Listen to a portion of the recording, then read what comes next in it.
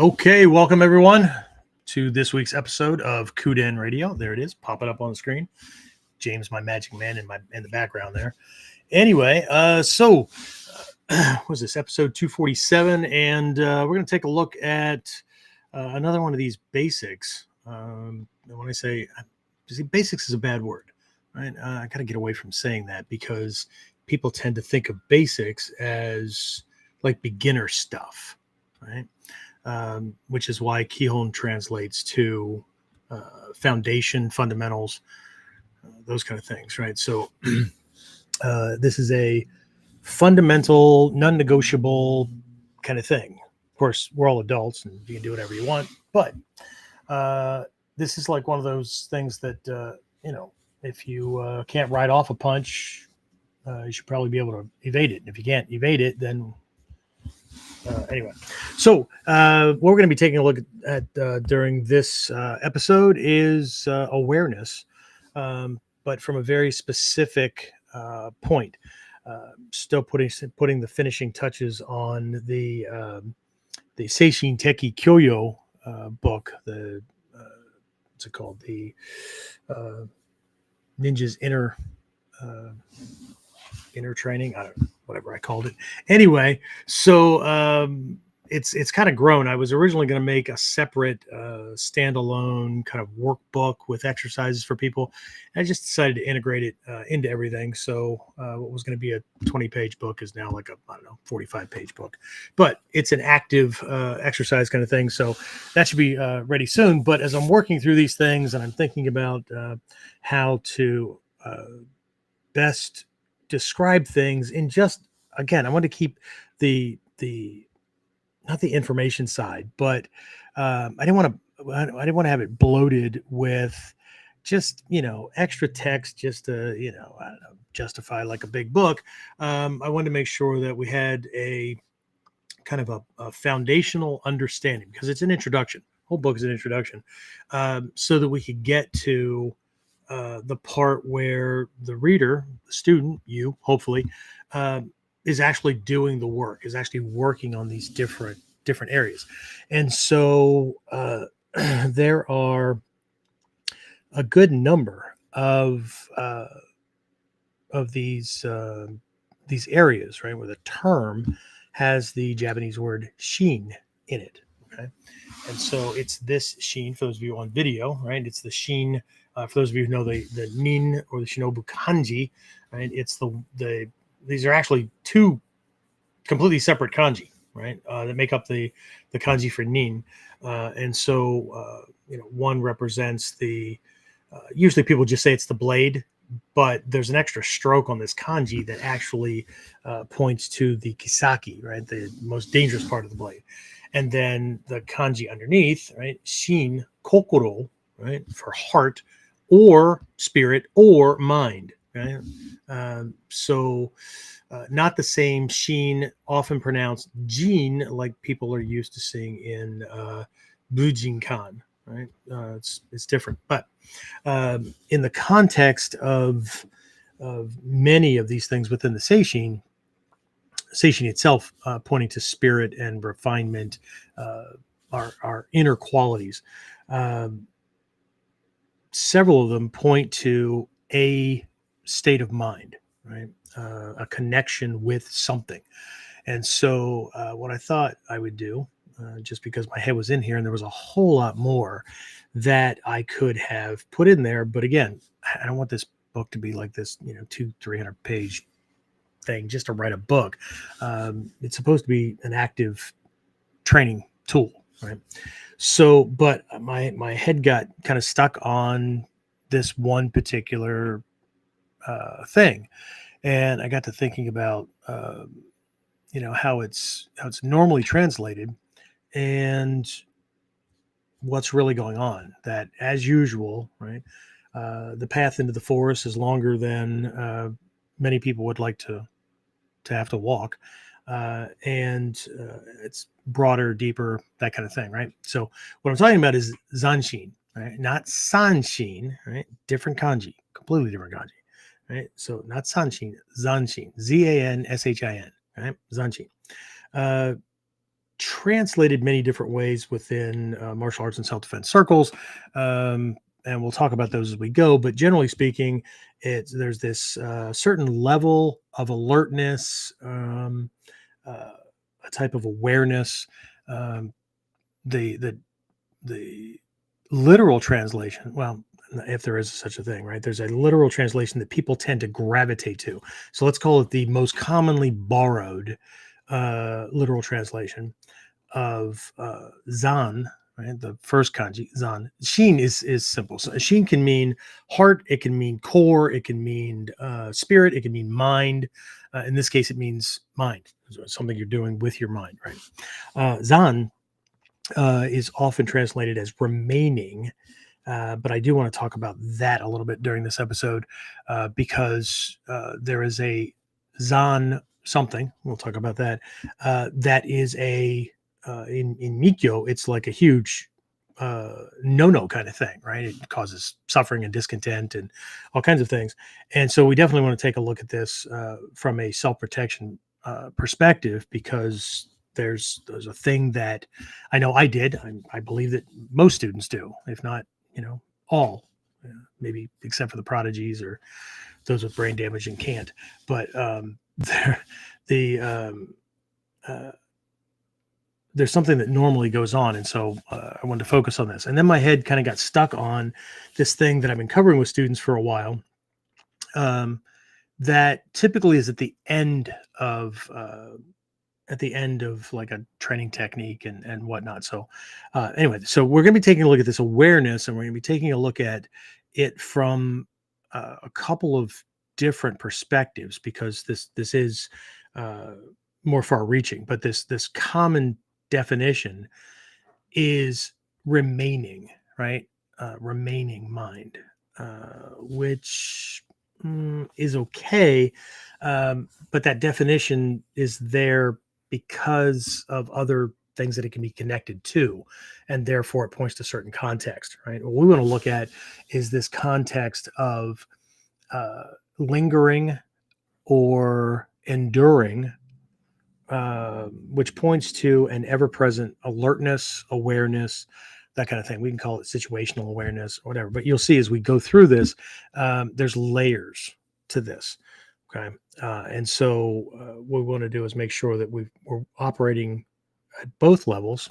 And if we have the time during this one, this could potentially lead into a third one.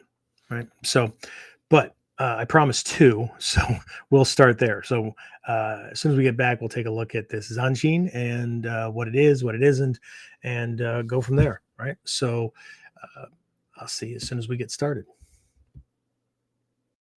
So, the big question is this: how are self-defense and success-minded people like us, concerned citizens worried about protecting ourselves, our loved ones, and the things we care about from the monsters we know exist in the world? How do we train in a way that gives us the skills, knowledge, and understanding we need without becoming paranoid fighters or killers ourselves, and yet still allows us to be the hero protector the world needs us to be? That's the question, and this podcast will give you the answers. My name is Jeffrey Miller, and welcome to KUDEN Radio. Okay, welcome back. For those of you who were on before the intro ran, and for those of you just joining in, welcome. All right, so this week we're going to get, I almost said down and dirty, but we're going to get focused on what people tend to lean into a lot in the training, which is the physical side of things, right? But we're going to be focusing on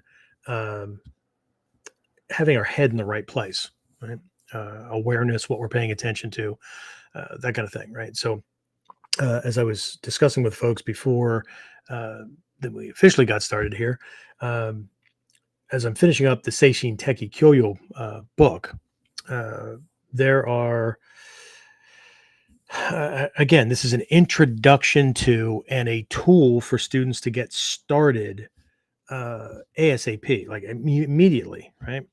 With one or more of these core elements that make up the Togakure Ryu's Seishin Teki Kyoyo, right? The first area of training, right, within that school. And so a lot of these things have this term "shin" right attached to it. Right, there's Heijo Shin, there's Mu Shin, there's Fudo Shin. In this case, right, we're discussing this mental, psychological skill, function, right, of the mind, um, Zanshin. Right, and again, as I spelled it earlier on, right, it's not. I'm not saying Sanshin. Right? Zanshin, Zanshin.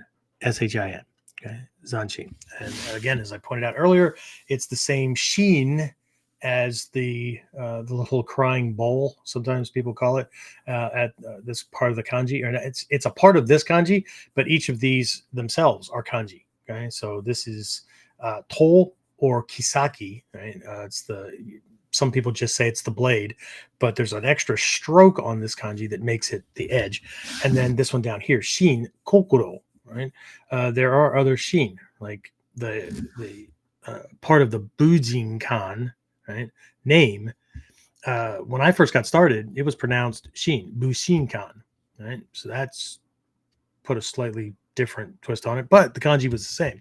Not this kanji, right? The kanji that can also be pronounced shin, like in Bujinkan and whatnot, is the kanji for kami or divine deity, that kind of thing, also pronounced jin, right? Jin.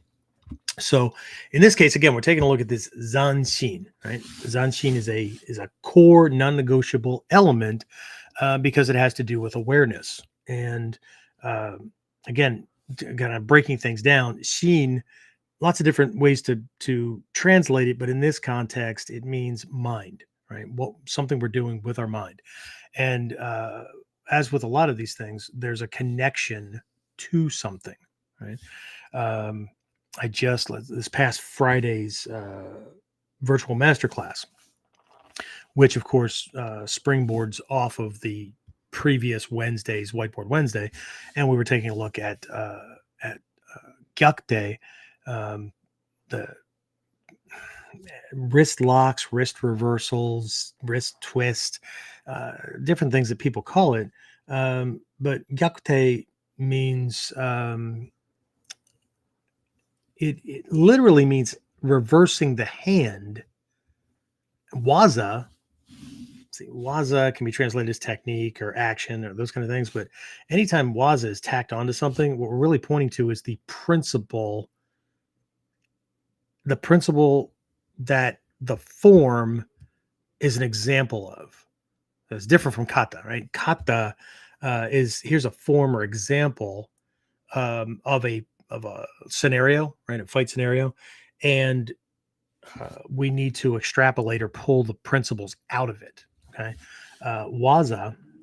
Really big in like Shinden Furoryu, Jutaijutsu, and Takagi Yoshinryu, and things like that. When we're focusing on waza, we have to understand the principle, because if we're operating principle based, then the form can look many different ways. If we're operating on kata, then we have a model that we're literally running through, like the shuhari principle, right? So if we're looking at shuhari, that thing, I think we just did that last week. We've discussed this along the way, that that traditional training framework, right, where we start with the kata, and we're looking at this concept of like copying, preserving it, that kind of thing, right? So no variations allowed. Practice until you get this thing right. And then we break it up, right? Ha of shuhari is to break.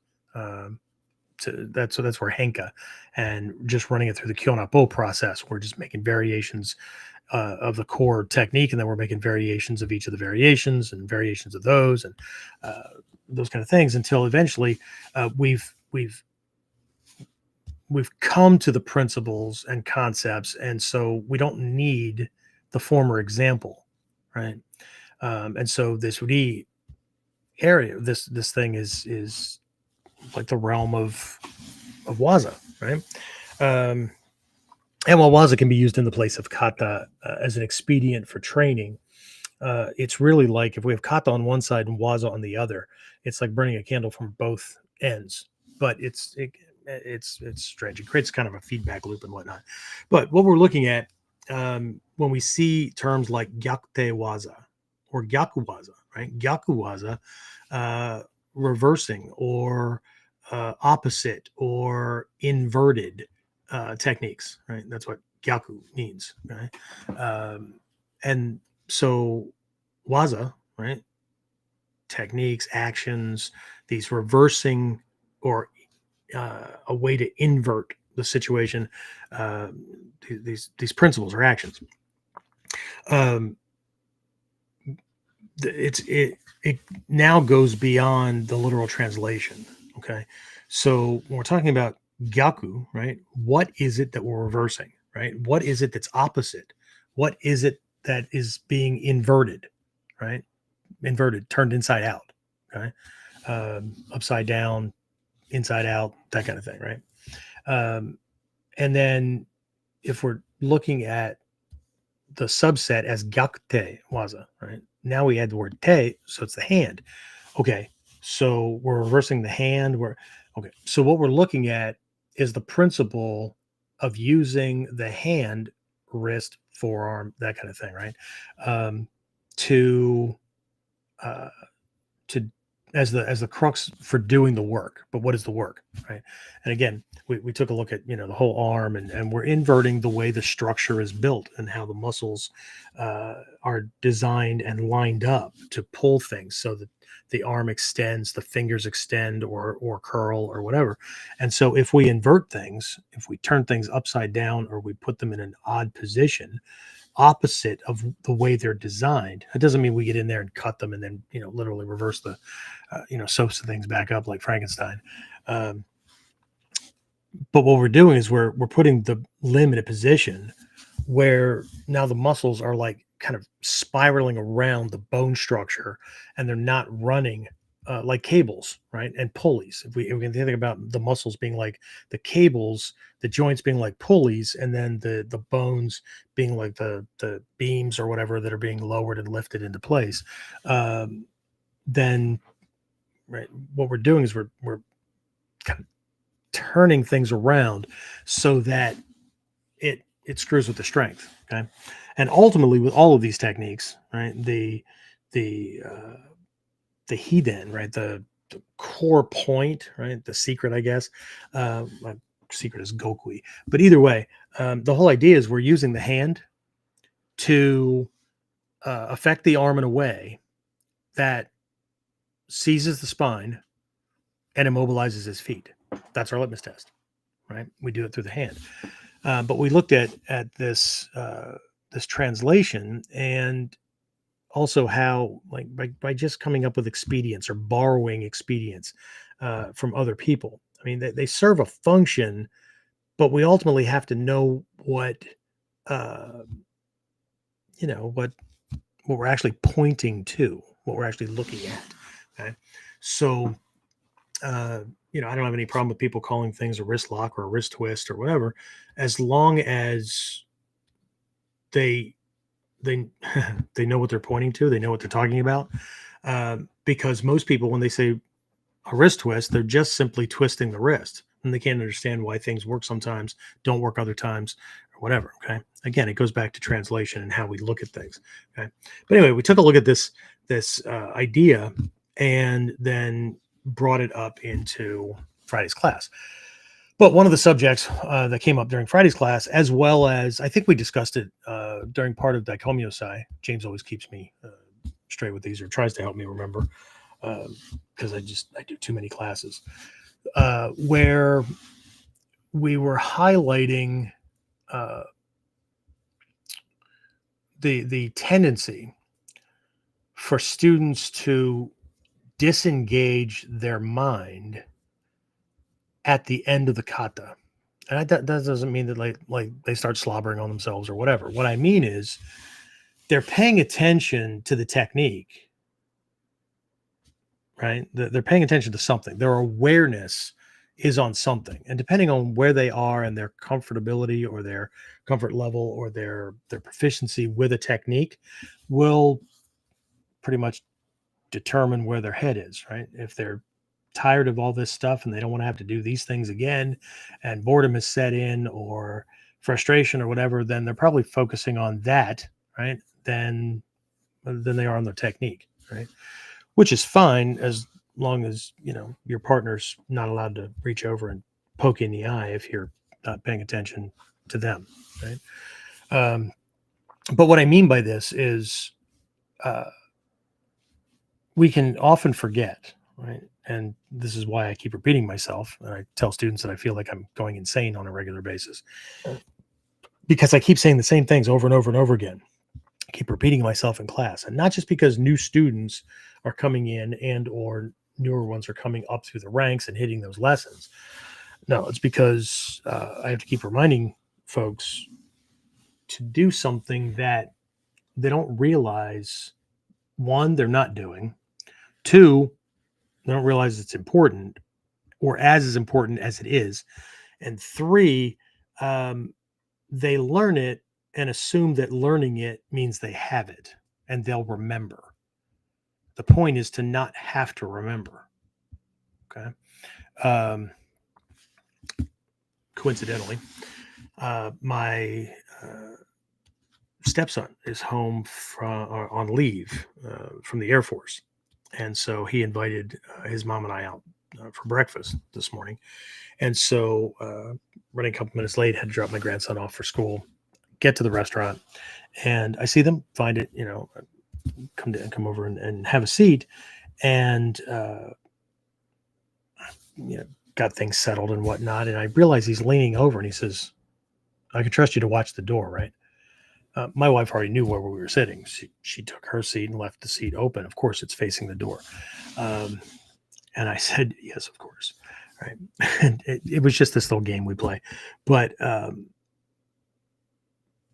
had already scanned the room. I already, sat, figured out lines, all that kind of stuff. I would have preferred if my wife sat where I was sitting. I would have had been my choice. I would have done that. But to change seats at that point, based on the fact that she was speaking with my stepson's girlfriend, that would have, disrupted the whole thing. So, all right, we'll work with this. But anyway, I'm often caught off guard when someone says, "Are you doing this?" Or when my wife says, "What are you looking at?" "I don't know. What am I looking at?" She goes, "I don't know. You got cop eyes again." It's something I can't not do, but it's not a hyper vigilance where I sit down and then, actively just start scanning. It's just a natural part of the way you move through a place. Okay. So where I'm going with this is that what students don't realize is that when they drop their guard, right, when to them, and they wouldn't express this in these words because I don't think they think about it. But what they're doing is acting as though the fight's over because the technique is over. The kata ran its course. Okay. And even if we put the person down, then what? Okay. So we're going to start with the Zanshin, the awareness that most people think about or they talk about, right?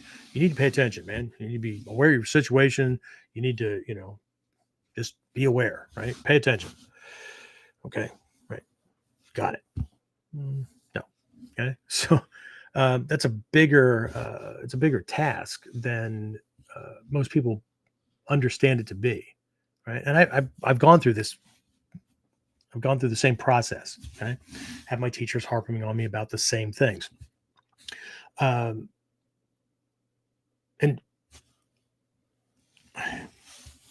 what either gets dismissed or overlooked is that when we talk about awareness, we have to ask the question, right? What are we paying attention to? And while this seems like an easy answer, the answer that someone's head immediately goes to is their primary. This is so hardwired. And if we have the time, I'm going to take it into a different realm because I just had a conversation with students. Was it maybe Friday night, something like that?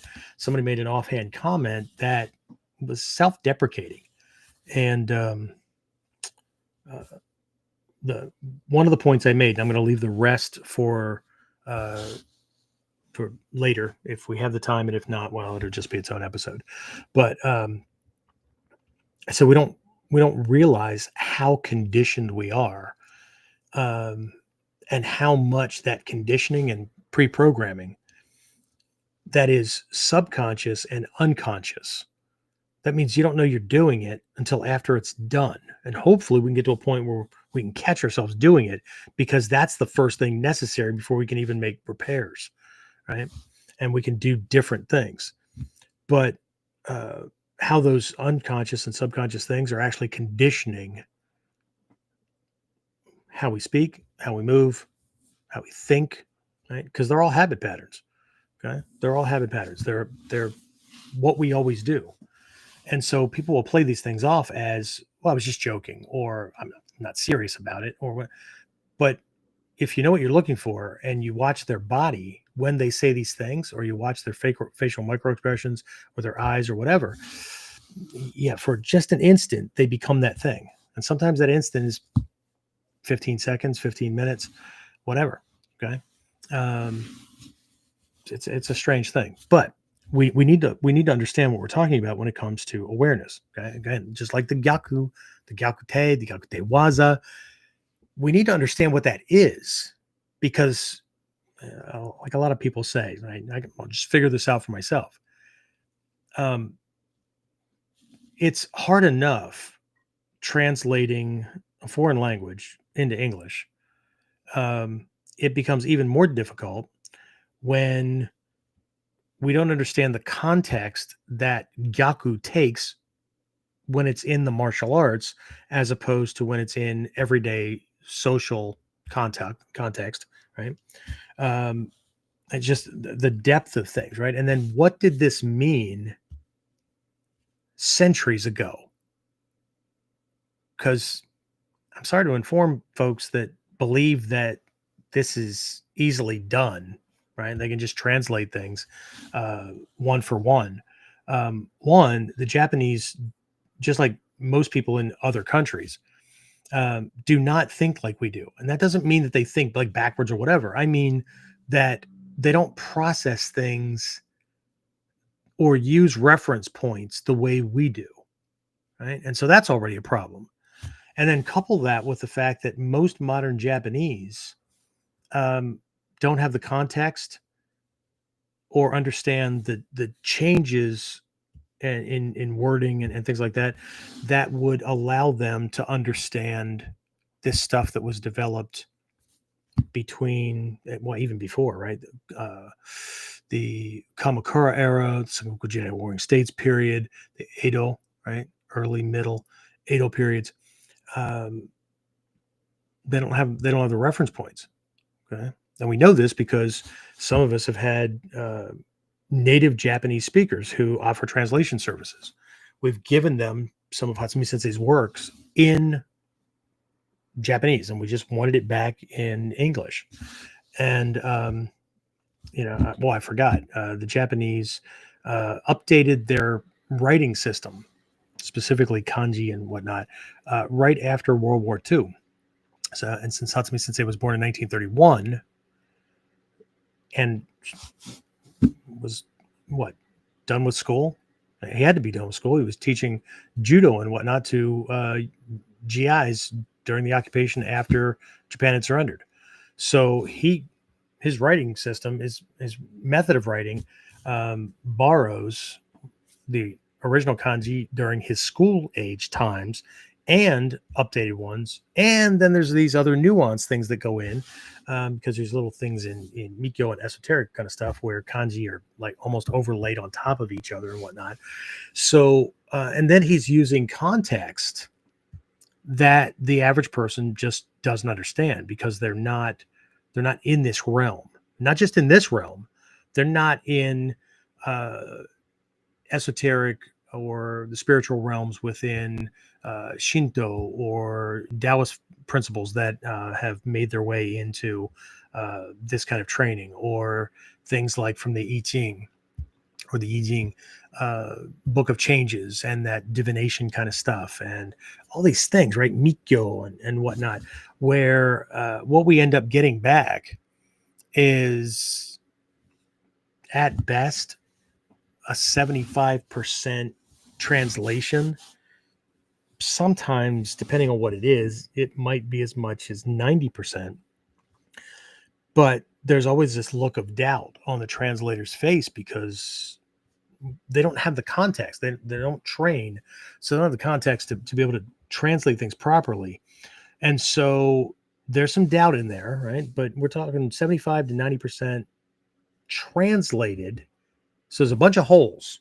They'll flat out tell you, I just left a blank, or I put a little circle there or whatever, where I have no idea what he's talking about, right? And so they couldn't translate it. And then we give it to somebody in the art, native Japanese speaker. And what we find out is that at best, 50% of the translated part is actually correct or in the ballpark, right? So we can all do what we want, and we all are going to do what we want because we're all grown-ups, right? But I, for one, have always chosen to go to teachers because they're directly connected to it and they can translate it. Okay. So anyway, so that's the theme. The theme throughout the entire week is going to be this Zanshin idea. So as usual, right? KUDEN, this episode, we're going to take a look at the overview, right? And how it relates, on several different levels. And then Whiteboard Wednesday, we're going to take a look at tactical applications. And I'm actually going to tie that to our 8 phases of effective self-defense strategy and training model. And I know people keep, they get tired of hearing me like reference that, because like Sensei, like, we get that, right? Everybody knows situational awareness. They know escaping if you can. They know de-escalation. Well, if that's true, then why is everybody like sticking around for fights because somebody called them a name instead of like trying to get the hell out, right? And why is everybody putting all their eggs in one basket in the physical defense department, and then also ignoring, the elephant in the room, which is repercussions after the fact, both internally and, or when I say internally, I also mean family and friend connections. We've had these discussions, right? And then possible brushes with the legal system. And I know all the tough guy cliches. I get it, right? But during Whiteboard Wednesday, what I'm going to share is that whole thing was built based on one of these levels or one of these sides or aspects of Zanshin that we're going to talk about today. Okay. There's one that, again, most people gravitate to, but there's this other one that it's not tricky, but it's often overlooked or easily dismissed. And if both of those things aren't done, then it's just given lip service. Okay. And I don't think that folks really understand the depth of it and how much it's a skill where skill proficiency and development has to be done with it as much as it's done with how to apply a wrist reversal or a hip throw or whatever, right? So take a look at those. And I have a bunch of notes and whatnot, but I found a story, right? That's a Japanese story. It's an analogy for using both of these. There's 2 types of Zanshin we're going to talk about. And using both of them to help highlight one over the other and where failure can happen. Okay. I don't know. Who knows? I may even bring up the one or more points within the 8-fold or the 8 phases thing, but we'll see. But I think what's important is that we start by defining Zanshin, right? And then we also take a look at not only what it is, but what it isn't. because in Mikyo and practices like that,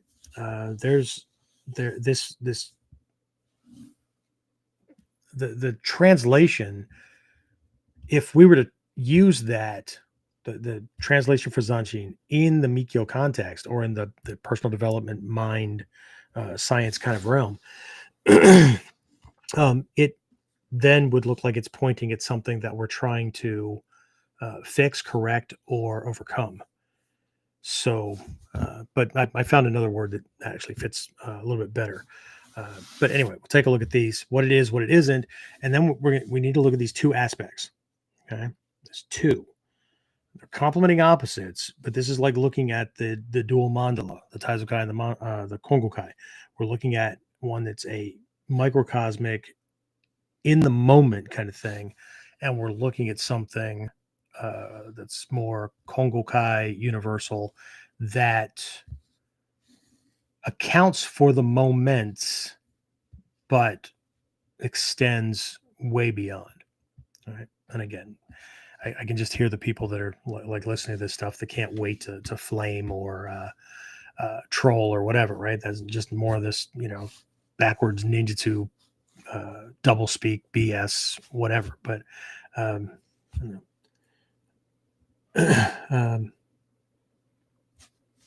I guess that's okay, right? Because we often talk about not being able to educate the masses. And why would you want to? Because if one of those jackwagons decided to jump you, you don't want them as educated as you are. Right? So we'll just let it go at that. So anyway, all right. So Zanshin. Right? Actually, before I even start this whole thing, James, are you still there? Make sure that he's on. And yes. So you are routine. I almost said obligatory. I don't feel like obliged or obligated to do it. So who's on? Who's active? Let's see. We got Merrill, Jimmy, Carl, Richard, Trinity, Kat Mizu, Dave Fletch. Awesome. All the Cool beans. Awesome. All right. And I've seen some other ones come and go, so who knows? And of course, we can't see the folks that will be on in the future, listening in on Apple Podcast or Spotify or wherever, all the other places that we are, right? So, okay, cool. All right. So there were no questions. It was just highs and hays and.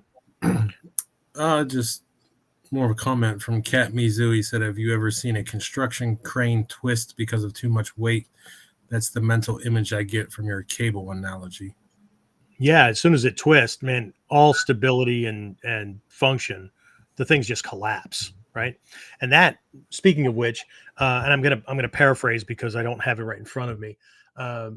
If you caught Whiteboard Wednesday last week, then you know. And then at the end of this Friday's masterclass, I pulled my notes back out from Whiteboard Wednesdays and went through some of the quotes that I had isolated and whatnot, right? So I had I think 2 from Hatsumi Sensei, 2 from Takamatsu Sensei, and then 1 each that came out of Kukishinden, Tagagi Yoshin, I think, and Shinden Fudo, that were specifically around Gyakute or these Gyakuwaza kind of ideas, right?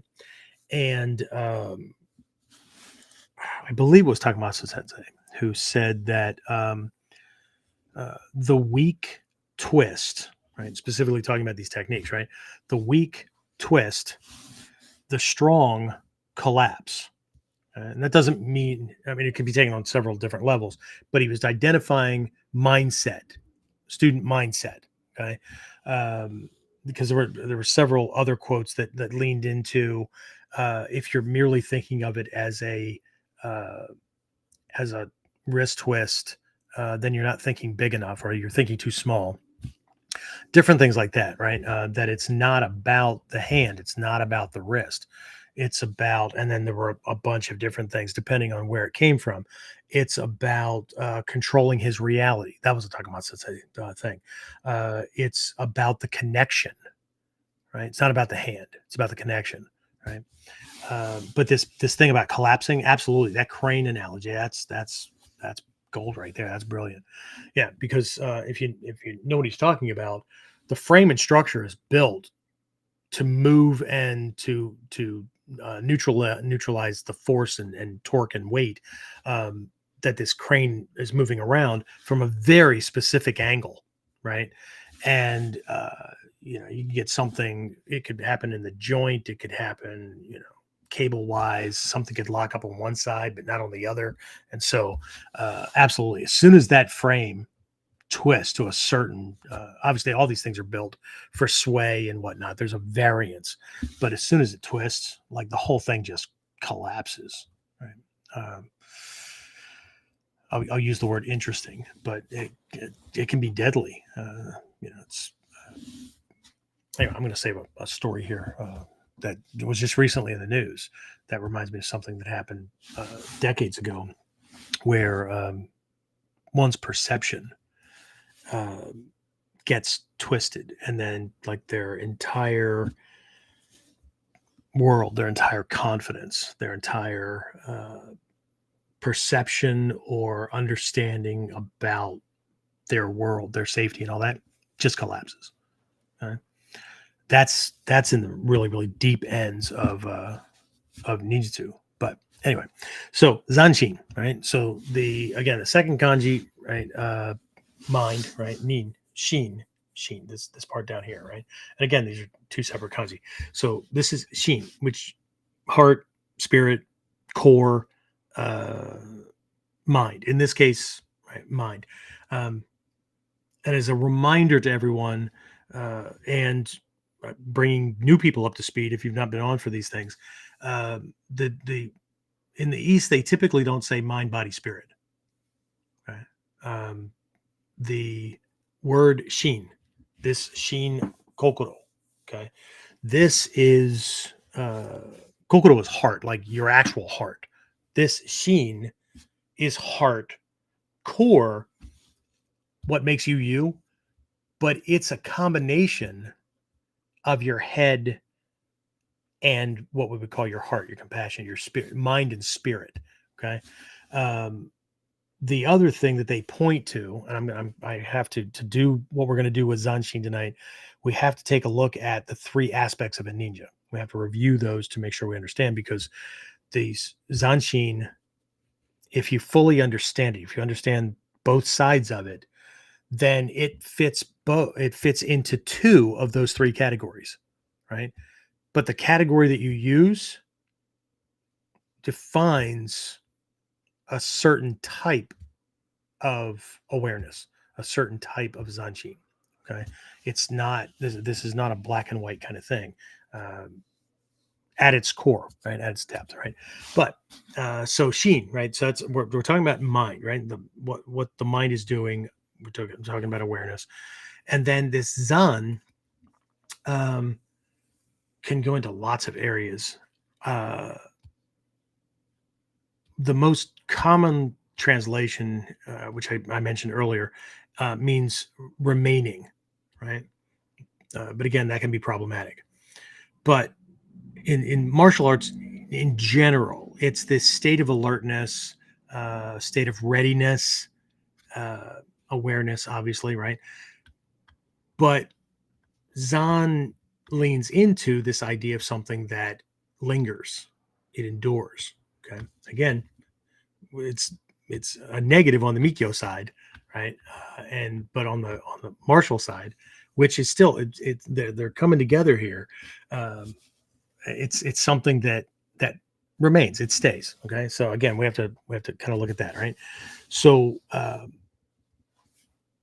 one definition, right? The definition where we're looking at a alertness and readiness and things like that, that points to one aspect of Zanshin.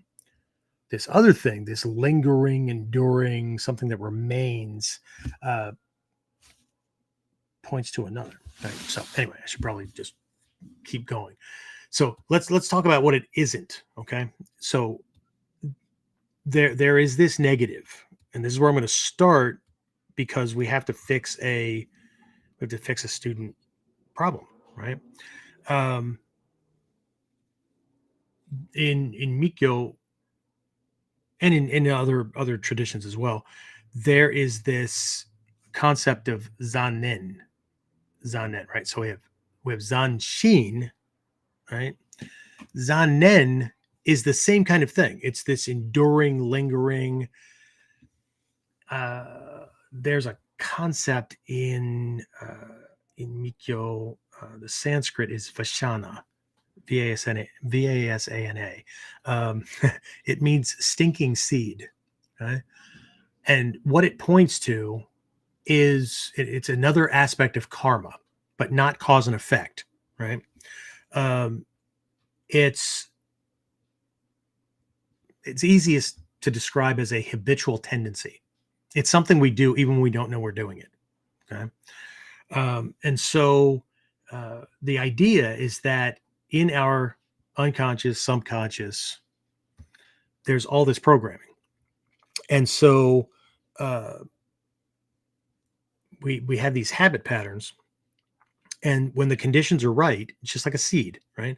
When it's watered, the nutrients are there, all the conditions are right, it sprouts. Okay.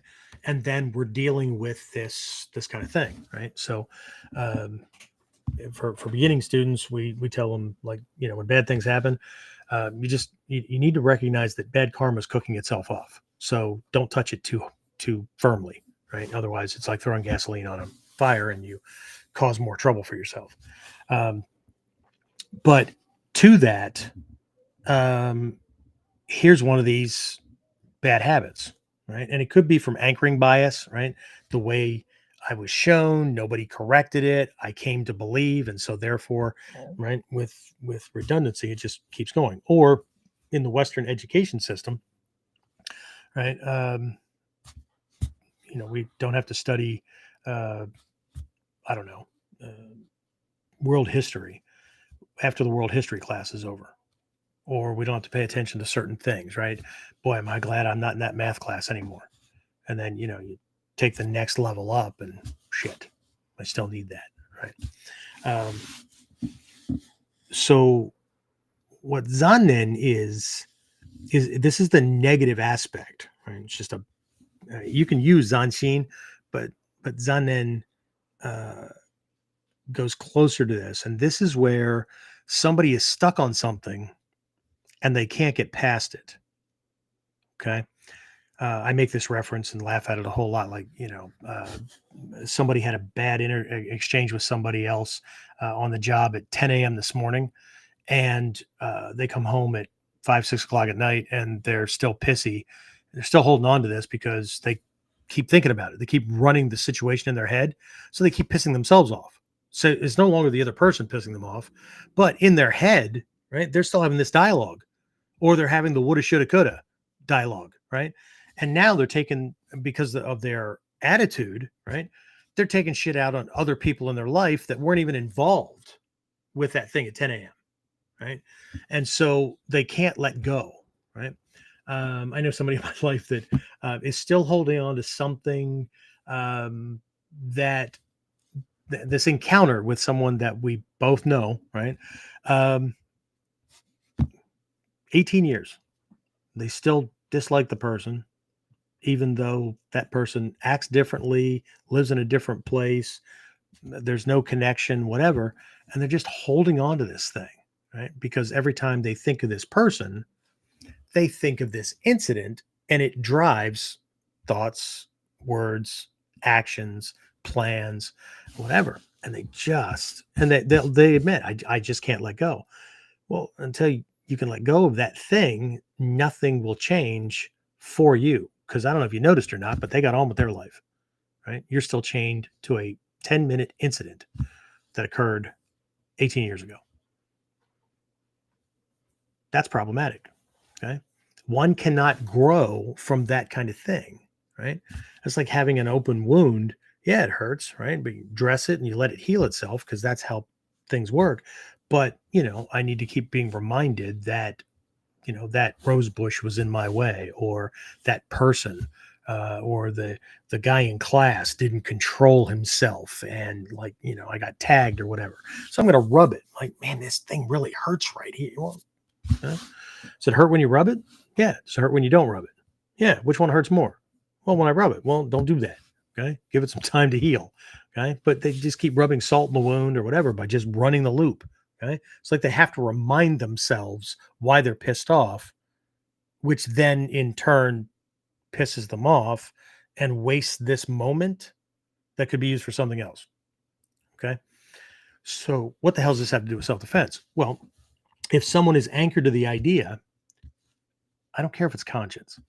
I don't care if it's subconscious, unconscious. I don't care. And the reason I don't care is because the problem still manifests. Now, it'd be helpful if they were doing it consciously because they're closer to being able to fix it. But the problem is that it still manifests. And what we're talking about here is that when someone, let's say we're doing a ganseki, right? And we're doing this forward throw for those of you who are not in our circles, right? Whatever you might call a forward hip throw or a arm bar leveraging kind of forward throw. They go to the ground, and we might even have them in an arm bar. We catch them in an arm bar. So we're standing there in Hicho if we're doing it Gyoko style or whatever, right? We have them in this thing.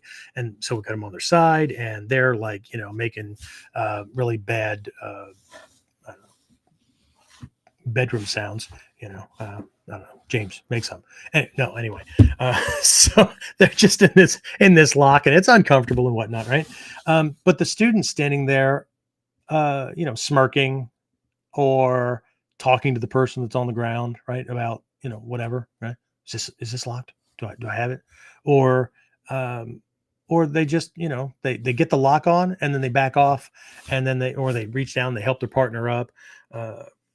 I know we've had this conversation recently, but it wasn't about Zanshin. It was about this problem manifesting. So what I'm actually doing is this is the prequel, or coming back behind that to understand what we're doing. Okay. So, originally I was going to title this episode, dealing with the attack after the attack. Okay. Dealing with the attack after the attack. Okay. But Zanshin, this alertness is actually something that's held before, during, and after. Again, depending on the aspect that we're talking about. So let's start there, okay? Because this is going to be a big part of the Friday masterclass. But I'm actually doing three exercises with students. May or may not be the same techniques for the Friday class, but we're going to be looking at 3 points in time for applying Zanshin. But what we're being aware of is, I would say it's different, but at the upper levels, some of you guys that have both of these, once I lay them out, if you have both of them, good. Then the next step is layering them. Okay. And to do that, you're going to have to detach active awareness on things that you currently pay attention to free up more of the function to be able to look at the other thing. Okay. And again, there's a reason I'm not just spilling all this, because anchoring bias or the assumptive quality of ego, as soon as somebody sees a list or they see, they get something and they think they know where it's going or what what's being discussed, they disconnect. Zanshin, right? They drop their awareness. They're no longer at an alert, ready to absorb, ready to act, to operate, to deal with things, that particular thing in the moment, right? They actually disconnect at certain levels. Okay. People do it all the time.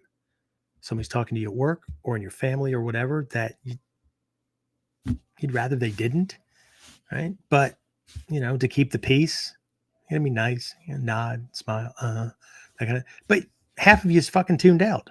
Excuse my language, right? So, and I get it, right? I catch myself doing it as well. because there's one or two that I don't want to have that connection with, because when the penny drops, I don't want to be tripping and falling down along with everybody else. But this happens. Okay. So actually, you know what? I'm going to use a story. It's actually a two-sided story. Okay. Let me just pull this thing up, right, to highlight where we're going with this. Where? There we are. Okay. So find my story. Okay. I'm going to do this, and then we'll shift into the three aspects. Three aspects of a ninja. Okay, so we'll call this story "The Price of Dropping One's Guard: A Tale of Two Warriors." Okay. And this is actually a story, so I'm just going to read it. Okay. So the village of Iwasaki was no stranger to conflict, bandits, rival clans, and even political intrigue. No stranger to conflict, bandits, rival clans, and even political intrigue made life dangerous. Within the village, two warriors trained under the same master, but their understanding of battle and of Zanshin could not have been more different. Okay, so warrior number one, we'll call him Takeshi, the warrior of heart. Okay, Kokoro Shinobu. Right? I'm going to be revisiting this here shortly. Right. So Takeshi was known for his unwavering determination. He was fierce in combat, loyal to his family, and possessed a strong heart, kokoro, that pushed him beyond exhaustion. He had endured hardship, trained relentlessly, and could summon immense willpower in a fight. One day, while traveling, Takeshi was ambushed by a group of bandits. He fought with everything he had, and after a grueling battle, he stood victorious, his enemies either slain or retreating into the forest. Ta-da! That's not the story. I made that up. Anyway, so feeling a wave of relief, Takeshi relaxed. His breathing steadied, and he let himself feel the victory. His heart told him the danger had passed, but he had forgotten Zanshin. As he turned to leave, he never saw the hidden enemy, the wounded bandit behind him, clutching a dagger. Before Takeshi could react, the blade found its mark. The price of lowering his emotional guard too soon was his life. Takeshi had endured the attack through willpower, but his focus ended when the immediate threat seemed over. He lacked the discipline of Kokoro Shinobu to emotionally endure even past the moment of battle, resisting the illusion of safety. All right. So let's talk about Ryo. Right, warrior number two, Ryo, the warrior of perception, Shikyo Shinobu. Right, so we're not going to talk about Mio Shinobu, the body capable of enduring. Right, that's just implicit in all of these things. We're talking about these two other aspects within these three aspects of a ninja. Right, and this is going to be important later on in and for those folks that are heading toward mastery levels, because these things are not black and white. They're not easy to just put into a category. And like Zanshin here, if we look at these from two different perspectives, in this case, the awareness, the perspective, right, manifests differently. Okay, so Ryo, Takeshi's fellow student, had a different approach. He too was skilled, but his strength lay not in his force of will, but in his awareness. He trained his mind as much as his body, studying the hidden layers of a fight, the rhythm of an opponent's breath, the tension in their muscles. One evening, Ryo was tasked with escorting a merchant through the same forest where Takeshi had fought. Bandits struck from the shadows. He fought swiftly and decisively.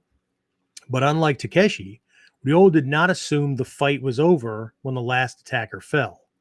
His shiki, perception, warned him that something felt off. Where was the leader? Had all the bandits been accounted for? were their reinforcements. Right? Instead of relaxing, Ryo kept his focus sharp. He scanned the area, listening for unnatural stillness. Then, when he heard it, the faint shuffle of feet behind him. Without hesitation, he turned and deflected an unseen attacker's strike, seizing control before the second ambush could unfold. Ryu understood Shikyo Shinobu, that battle is never just about the fight in front of you, but also the unseen factors, the follow-up dangers, and the things that exist beyond what one can immediately perceive. He endured through his awareness, not just his willpower. So, again, for those of you who, again, are new or need a refresher, the three aspects of a ninja, and these are cited in the near the back of the first book that Hatsumi Sensei had released in the Western world here in English, Ninjutsu History and Tradition, right? Not in the back, I'm sorry, it's in the front. It's in the very front. So the three aspects of a ninja: Miwo Shinobu, the body capable of enduring; Kokoro Shinobu, the mind capable of enduring; and Shikyo Shinobu, the perception and balancing of what we should be perceiving, right? But we'll just truncate it to perception, right? Capable of enduring, right? Being able to hold these things, and not just when we're training, okay, or not just in the middle of the fight or the foray. Okay, so my security, again, I keep replying or going back to these folks, not just because it's what I did for a living, but they get a crash course in this stuff, right? You can't drop your guard. You're always paying attention, right? And it's not like they're always looking for somebody who's breaking the law or whatever. It's just that today's world, shit, somebody come up and shoot you without thinking twice because they've been convinced that they're justified, right? But we get a crash course very quickly, right? In recognizing that there's more to perceiving and handling danger than just the obvious. Okay. For instance, when I was a military cop, I remember I was stationed in South Korea, and while some guys patrolled the installation, some of us were on walking patrol in the village that was connected right there, right? And so the village had clubs, they had bars, they had nightclubs and whatnot. This village made its living off of the soldiers, the GIs, right? That 100% of their income was right there. Okay. So I remember, we had to, on patrol, we had to go into these places, kind of make our presence known and felt. I know it made people uneasy and whatnot, but it's one of those deterrence things. Like, hey, we're on patrol, we're here, so don't do dumb stuff, and you won't end up 14 days restricted to barracks and not being able to go out, kind of thing. But we learned very, very quickly that the guy with the mouth, or the guy that's threatening to do something or whatever, right in front of you, might not be the danger in the room. It's the two quiet guys now to the left rear, and I'm just remembering a moment, sitting quietly, right? Having certain thoughts that make the feel of the air, the environment, different in that direction.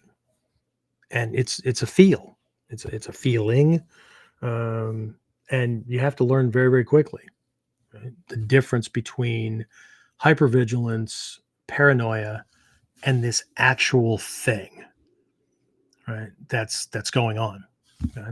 So the Zanshin will lead us to, and is part and parcel of, right, this ability to pick up on Saki, the force of the killer, or Kuji, danger that exists, but there's no projection of intent, right? there's even a level of juji, right? That's lesser known. I was introduced to this a bunch of years ago. Everybody was still talking about kuji, but there's this other level, and it's a perception. It's like pure perception. But being able to pick up on that, and these guys that are in professional security, and law enforcement, military, that kind of stuff, they get it, right? Especially the ones who active patrol. They're in hot spots, that kind of thing. I don't mean that they're pushing paper or whatever. Not that they haven't been on the street and they don't know what it is, or not that something can't happen in the station, but response time by people in those environments has actually been proven to be slower because they're not surrounded by the variables, right? They're not surrounded by the chaos, the energy of life, that kind of thing on a regular basis.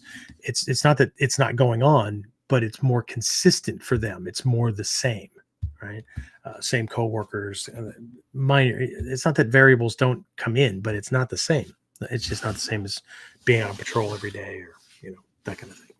So anyway, so again, there are these three aspects, and they all get trained, right? And Zanshin, this is another one of those things that can fit in either one.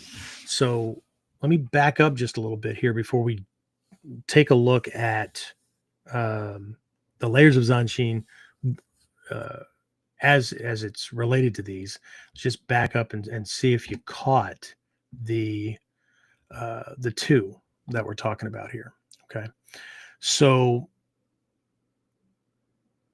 is this where I want to be?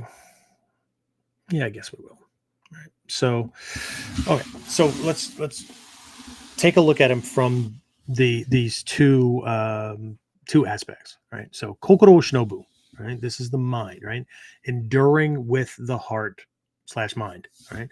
So this aspect of shinobu, right, relates to emotional and psychological endurance, maintaining control over one's inner state, right, despite external circumstances. Okay, you can keep an even keel, right? In a self-defense situation, this means not allowing a sense of relief or victory to dull one's awareness.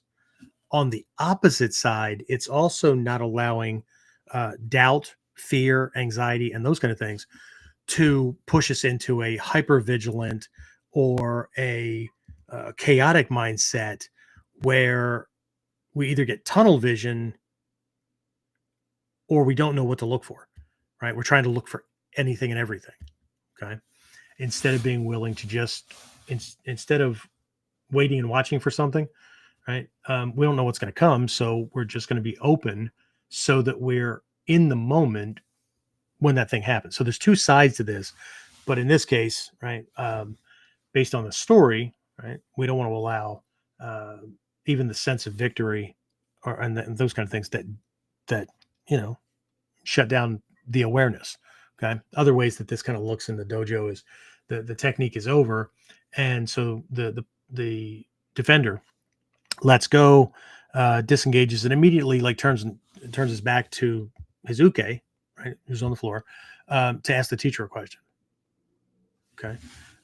Their mind is no longer in that. Right? And we have to, and here's the thing that I was just reminding somebody else of this today, but we were doing Hanbo training, right? I was talking about padded stuff and how often students will just write off, like mentally and emotionally.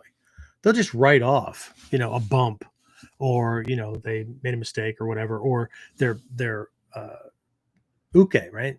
With this strike that's coming in, let's say it's a Hanbo and they're supposed to be defending unarmed.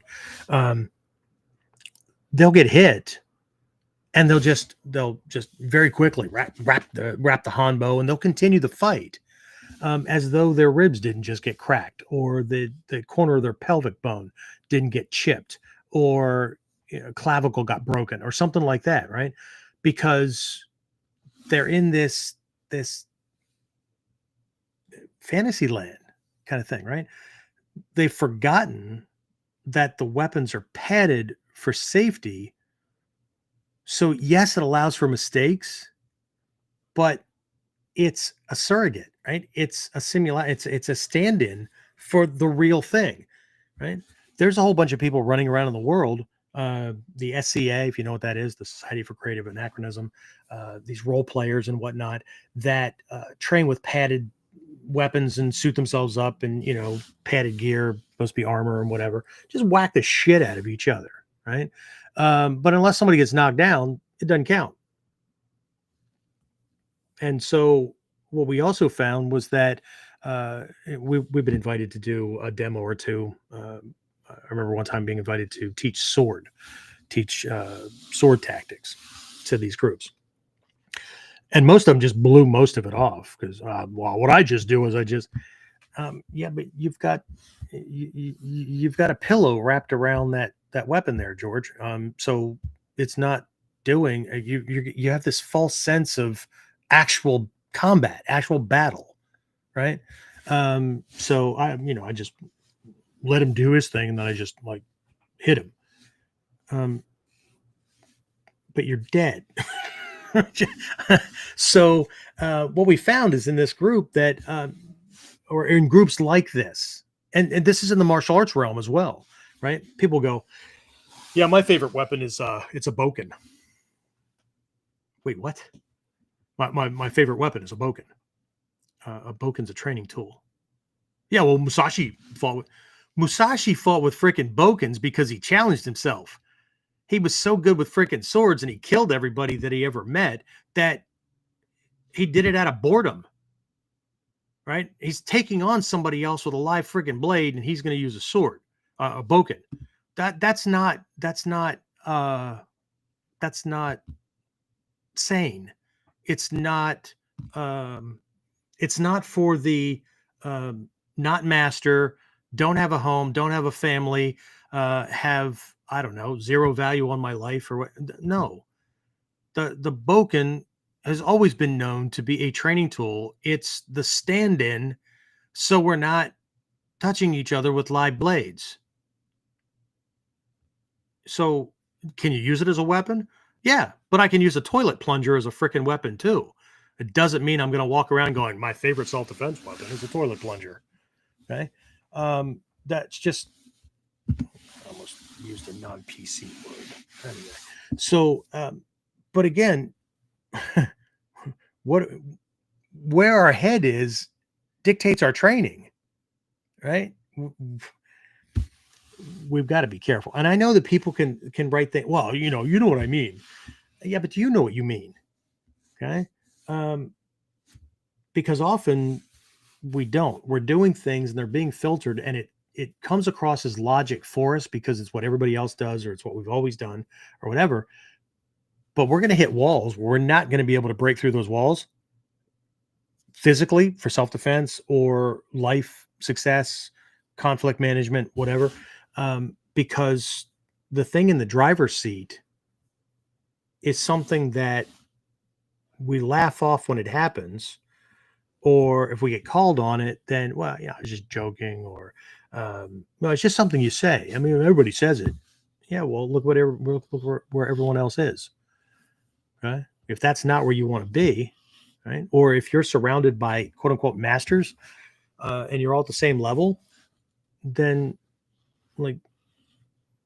growth stopped. Right? I'm in a sea of sameness. Okay, granted, I've got skill sets that are above the average person or the new person or whatever. But if everybody in the group is the same or pretty much the same, then there's a problem. Like for me, for growth, for increased proficiency, moving closer to mastery and whatnot, I'm in the wrong group. Right? I know in the dojo, I'm at the top of the pile. But when I go to Japan to train, don't talk to me, right? I'm going to insert myself into classes, or I'm going to ask teachers questions about things that are uncomfortable because I need to find myself in a position where I'm like barely hanging on to try to figure this out, because it's the figuring it out that increases the ability. not getting patted on the head and being told, oh, you really understand. Oh, by the way, what's your rank? Oh, well, now you're this one. Oh, shit. I just wasted a whole bunch of money coming here because I just showed that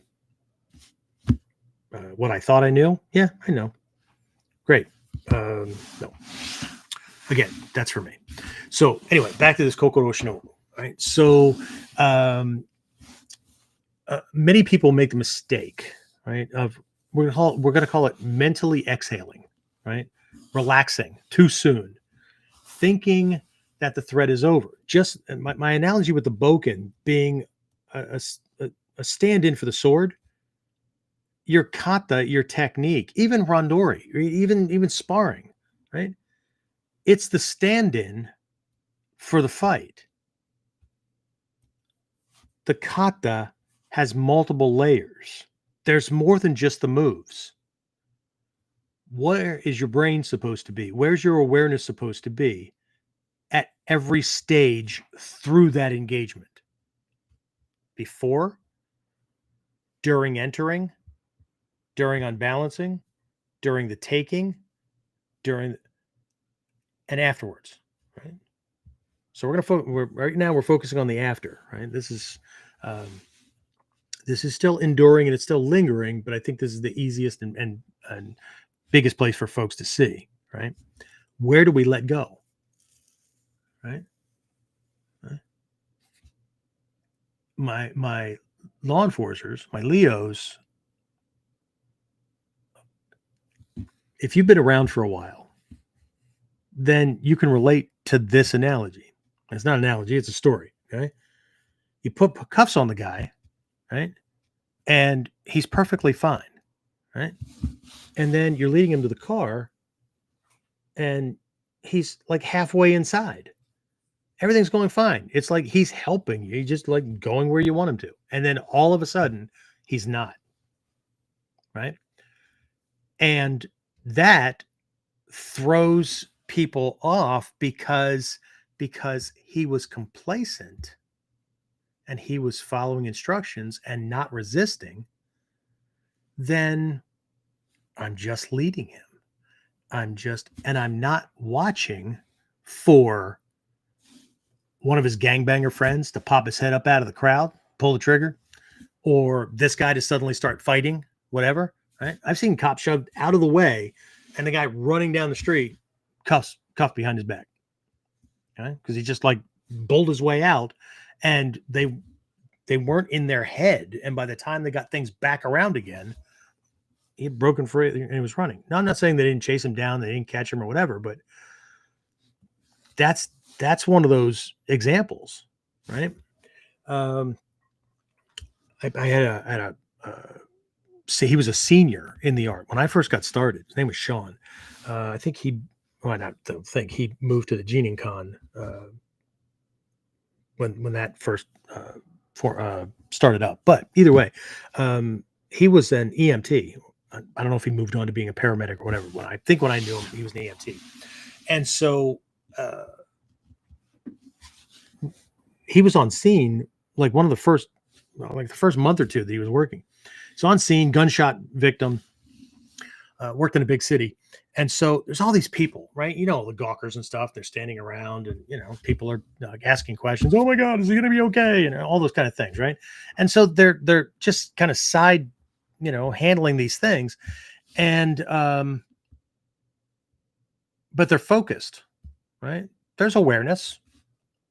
They're aware that this guy's leaking and they're trying to, save his life and all that kind of stuff. Right.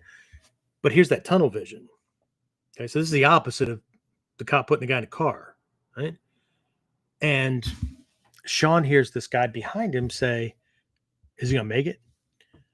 And Sean says, yeah, I think he'll be okay. And this guy goes, the fuck he will. And next thing you know, Sean sees this chrome or silver revolver come right past his face right here. And the guy emptied it and the guy on the ground. And he was gone. Now, Sean's story was about you never know when something's going to happen, right? And I don't remember, obviously he didn't, do any defensive stuff. But his story was all about him being lucky because, the guy would have fired from a different angle from behind him and stuff and just sprayed he and his partner, and the guy would have been, killed and whatnot. But this is just two sides of the same thing, right? Where's the head? Okay. So again, many people, they make this mistake, right? Of detaching, right? Of exhaling, relaxing, whatever we're going to call it, right? Way too soon. Okay.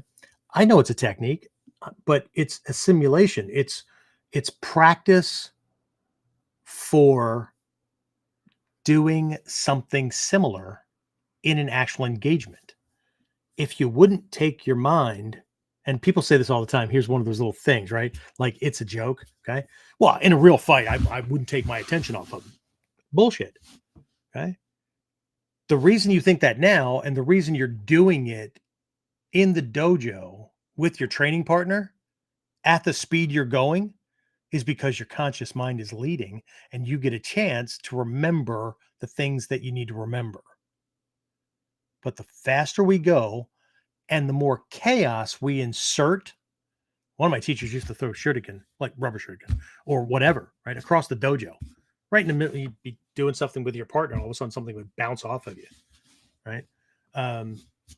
So part of it was, can you stay focused on what you need to? Because if you go, hey, and then your partner gets to tag you, or somebody else, you'll take, take your partner down, and another person, the teacher's already worked it out, where another person is going to come rushing in and put his hands on you.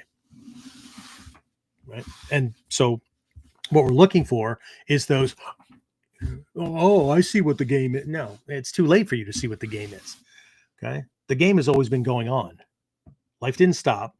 Nothing got put on pause. The rules of the game weren't suspended because we're some kind of special, right? Or we rest on our laurels or whatever. All of these things are part and parcel of the kata. The problem that everyone has, and I say everyone as a general statement, is that we confuse the line by line item write up in the densho that describes what you're doing in the kata as the whole thing, when all it is a description of what the body's doing, not what the head, not what the heart, not what the perceptions are doing. Okay. They're a part of the kata too. But this is the stuff this is in the hiden, right? The hidden secret part. This is in the uda. This is in the teacher's supposed to be explaining it through kuden, right? Don't drop your guard, right? James knows, and anybody that's actually in my training in the dojo or long distance that has been to seminars or whatever, the number one thing I harp about to new students, and when I say new, I mean it could be anywhere within their first year, right? At the end of the technique, or they made a mistake or whatever, bail the hell out to kamae. Shift. If they're, I don't care if they're down, up, you made a mistake or whatever, move away to kamae quickly and take up a position that would make it harder for them to come at you the second time. Until that is a default, I don't have to think about it kind of thing, we don't have it, and there's no way in hell it's coming out in a real situation. In a real fight, no, you wouldn't. Right? If you can't remember to do it consciously, and it doesn't happen automatically, which means it's in muscle memory, and you can't not do it because that's your default, that's your new default habit pattern, it ain't coming out. I don't care how much we want to delude ourselves. That's not the way we're wired. Right? I know ego always wants to think it's special, but that's what makes ego average. The more special we think we are, the more average we actually are, because everybody thinks they're fucking special. Okay. I will not act like everybody else. I'm going to remember that the very fact that you think you need to remember it is problematic. My wife says, "What are you looking at?" I see cop eyes. I'm doing something that I'm obviously processing things, right? Because it's not blank, right? And I am watching people. And she says, "What are you thinking?" Not thinking anything. Okay? This is mushin. That's different. Right? Mushin is no thought. There's nothing getting in the way of the clarity of the processor so that I can see what's going on. I'm not judging them. I'm not whatever. What are you thinking? Nothing. Well, you're staring. No, I'm not staring. Just kind of keeping an eye on things, and there's activity over there, and there's okay. You're not processing. Well, there's processing happening, but I'm not. I'm just watching the activity. That's mushin, right? This is a type of awareness that there's the potential for something to occur. I don't know what it is. I'm not worried that something might occur. But at the same time, who said the attack was over? No ref blew a whistle. Nobody said yame, stop. Right? Nobody said mate, it's end, finished. Okay.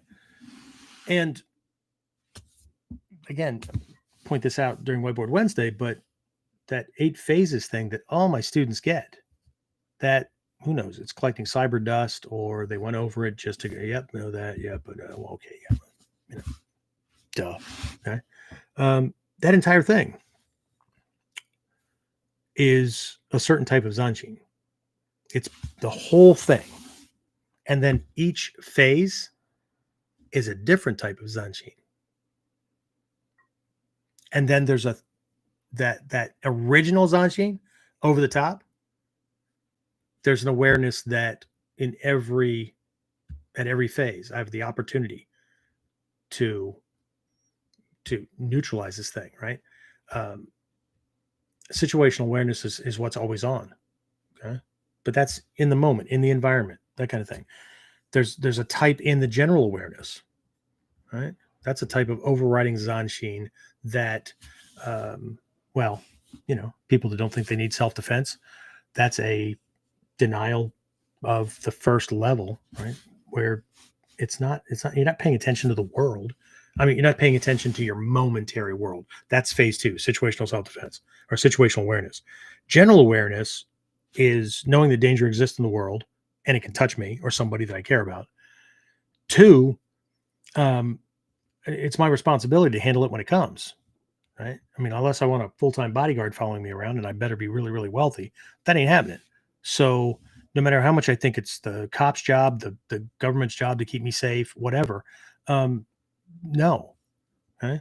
So I have to be, right. So there are these things. And then also, what types of situations might I have to deal with based on me, my life, where I live, where I work, the type of job I have. Do I travel? Where do I vacation?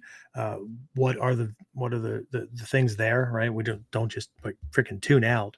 Right. Well, they got security everywhere. I mean, what can happen here? Right. A bunch of years ago, we were in we were in Dayton, Ohio.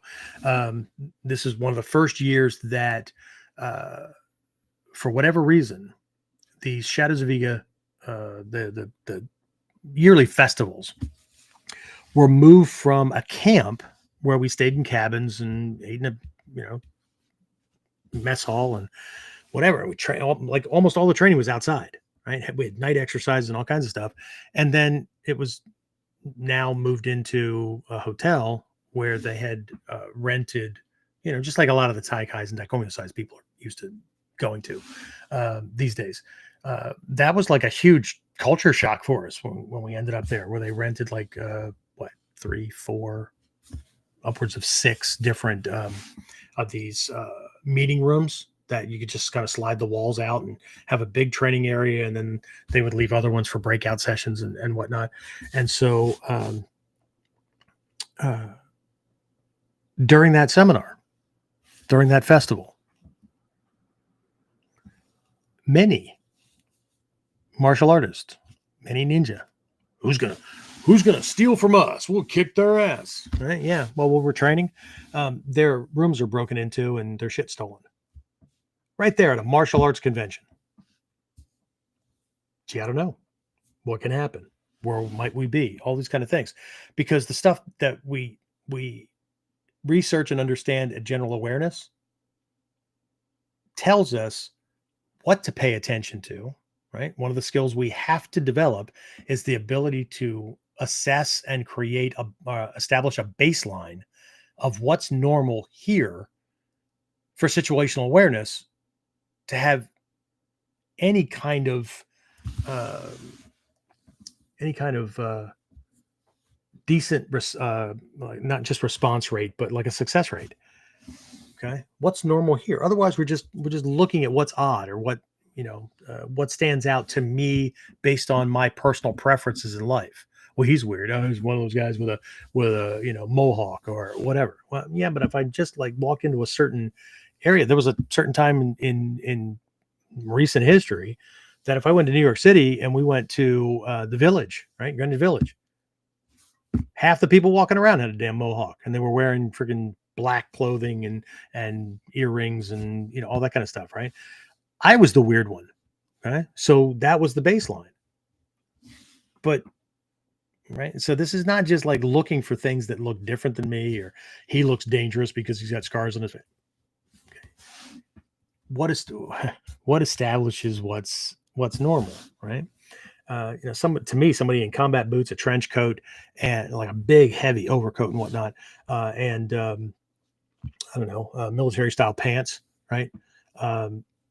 In the dead heat of August, where I live, right? Probably, I don't know, December or January where Carl is, it kind of stands out because you got to be one sweaty, stanky individual underneath all that stuff.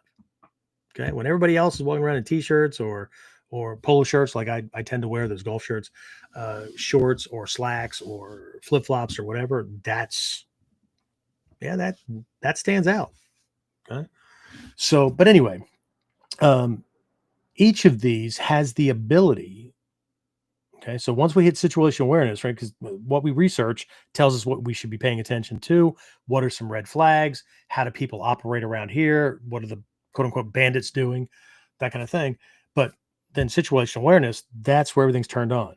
Okay. And then everything else, that to escaping to safety, to the two de-escalation levels or whatever, in every single one of them, we have the opportunity to neutralize, remove ourselves from the danger, whatever.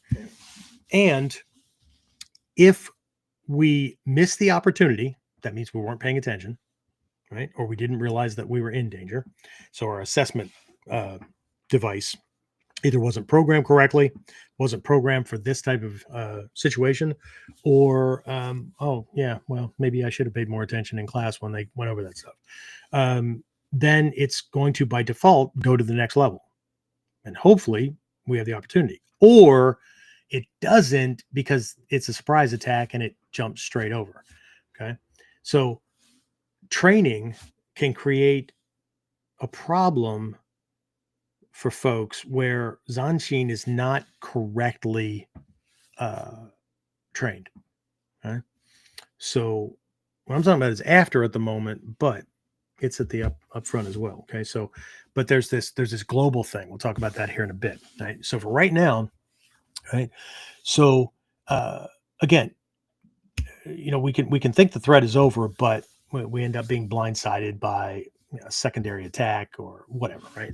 Same opponent from another one, whatever. Okay. You handle this guy who was, drunk and disorderly. And next thing you know, two of his friends come off the bar stool, that kind of thing. Right. I remember, I'm sorry, I'm stuck in my cop days at the moment. I don't know how many to count, but domestic disturbances. We get called because like he hit her. So we get there, she's screaming, he hit me, whatever, I want him gone. So place him under arrest, put him in cuffs. And next thing you know, she comes running at us, pounding on us because he said, I love you. And the next thing you know, she now doesn't want him taken away. And she's jumping on one or the other of us, or one person came screaming out of her friggin' kitchen with a butcher knife and stuff because we were, she changed her mind and we were taking the love of her life away. So anyway, shit happens, right? And so it's one thing to sit around during something like this and recognize, oh yeah. But if we don't wire it into our training, then it doesn't count. Okay. It's like, studying a foreign language, but never putting it to use. Doesn't count. As long as you speak Japanese. Yeah, well, you were just in Japan. You let somebody else do all the work. Well, I don't feel well, then that doesn't count. Okay. I appreciate that you know it, but no proof. Okay. It's kind of like the smart kid in class who either doesn't do his work because he's friggin' lazy or because he knows it all. He thinks this is all just a friggin' waste of time. Right. I had one of those. Right? He's a changed man out in the world now, but I've had to look at him in the past and go, you know what? You have no proof. Well, you know I'm smart, and I'm not the one that you have to convince. Okay? I know you're smart, so what I see is wasted potential. But you're gonna have a hard time getting anything other than burger flipper jobs because you have no proof that you're intelligent. What you have, the evidence you've left behind, is a docket full of Fs. That doesn't speak of genius. That speaks of, should we even give you a burger flipper job? Okay? We probably shouldn't put that spatula in your hand because you don't know nothing about no machinery.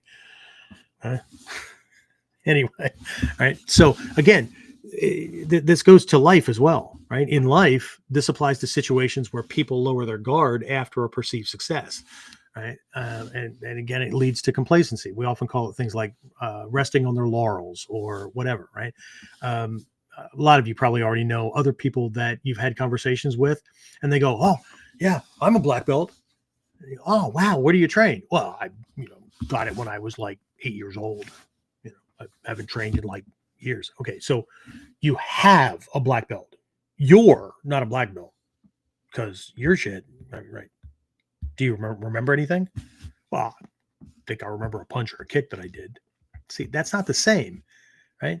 So you worked really, really hard. You developed all these skills and these abilities. You got this rank that said, okay, now I'm ready for the next level.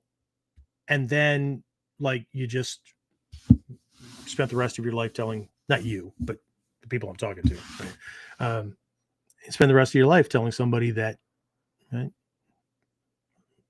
I'm a black belt or I earned my black belt. Okay, great. Now, how many other trophies are laying around? How many other, whatever, these accomplishments? Okay. And then we get blindsided. Okay. For example, somebody wins a negotiation, they win a fight, they win a challenge, whatever, right? But they fail to anticipate the repercussions or hidden dangers that follow. For instance, somebody plays the lottery. Oh, they win big. Wow. And then the state steps in, or the feds, or whoever, whatever in your country, right? And next thing you know, because you won that much, oh, hey, bud, you're in the 90% tax bracket. Remember that percentage you want to put on all the rich? Yeah. So guess what we're taking? Most of it. Well, that's not fair. Guess who didn't think ahead? Because on the back of the tickets, it says responsible for all. Or, you won the car. Right? I entered the sweepstakes, man. I actually won the grand prize. I won the car.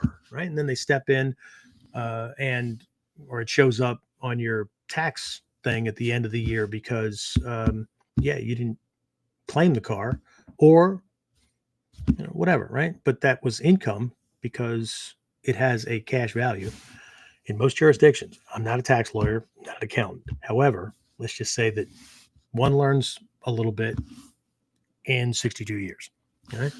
And then next thing you know, you get a tax bill to be paid by a certain amount, and then the penalties and interest starts to accrue. Well, I didn't know that. There's stipulations, right? So again, anybody's been in the military knows that you read contracts, all of them. I piss off salesmen, right? Because I'm reading this whole thing. Well, what it says, I understand that you're going to tell me what it says. I'm going to see exactly what it says because my signature is going on here and I can't take it back after I do that. Okay. So anyway, so and going back to the 8 phases, right? We've successfully defended ourselves, and I've made this analogy before, right? What happens with, okay, and this is from personal experience. What happens when friends or family who before that moment, right? Were actually confident and comfortable in the fact that you had these skills and they felt safe because whenever you were around, they knew that anybody tried something, you could handle it. And then they saw the monster come out. Okay. The demon, whatever, right? It wasn't directed at them. Okay. But this problem happened and you took care of it. And now they don't feel safe around you. As a matter of fact, they're afraid of you and they don't have anything to do with you. Like, I can't believe that you did that to another human being. I can. And now there's this severed connection that, and it's one thing if you don't care about drunk Uncle Bob, but grandma, whatever. Okay. I'm not announcing who mine was, but suddenly, right, you're the evil one. That's part of phase 7. For those of you who missed that part, because I know it says PTSD and whatnot, because we often talk about your own system can backfire on you, but your own system from a grander scope is your network of friends and family that, you love and you care for and you're bonded with and all that kind of stuff. And the next thing you know, right. So it was all fine while it was abstract, but as soon as it became real, somebody's sitting alone in their room alone, wondering what the hell happened. But I protected you, but the monster didn't come at you. And yeah, but see, they went from being confident because you had skills to seeing what it took to apply those skills, and everything changes. Or people in self-defense and martial arts training have these dumbass cliches for dealing with the legal system. Just retarded, not insane, just right. Rather be, tried by 12 than carried by 6. And what happens if you lose the tried by 12? Who are you going to be defending against next? Okay. See, I have a hard, fast thing. I don't care how it happens. If I end up on the inside, I'm punching the first tough guy or the first CO, and I'm ending up in solitary because it's safest in there. Right? 62-year-old. Okay. Maybe I get a pass. Okay. Ex-federal cop. Fill in the blank. Level black belt in ninjutsu. No. And every time it's time to come back out, I'm going to punch somebody else. I'm going to end up right back in there. I got lots of reading to catch up on.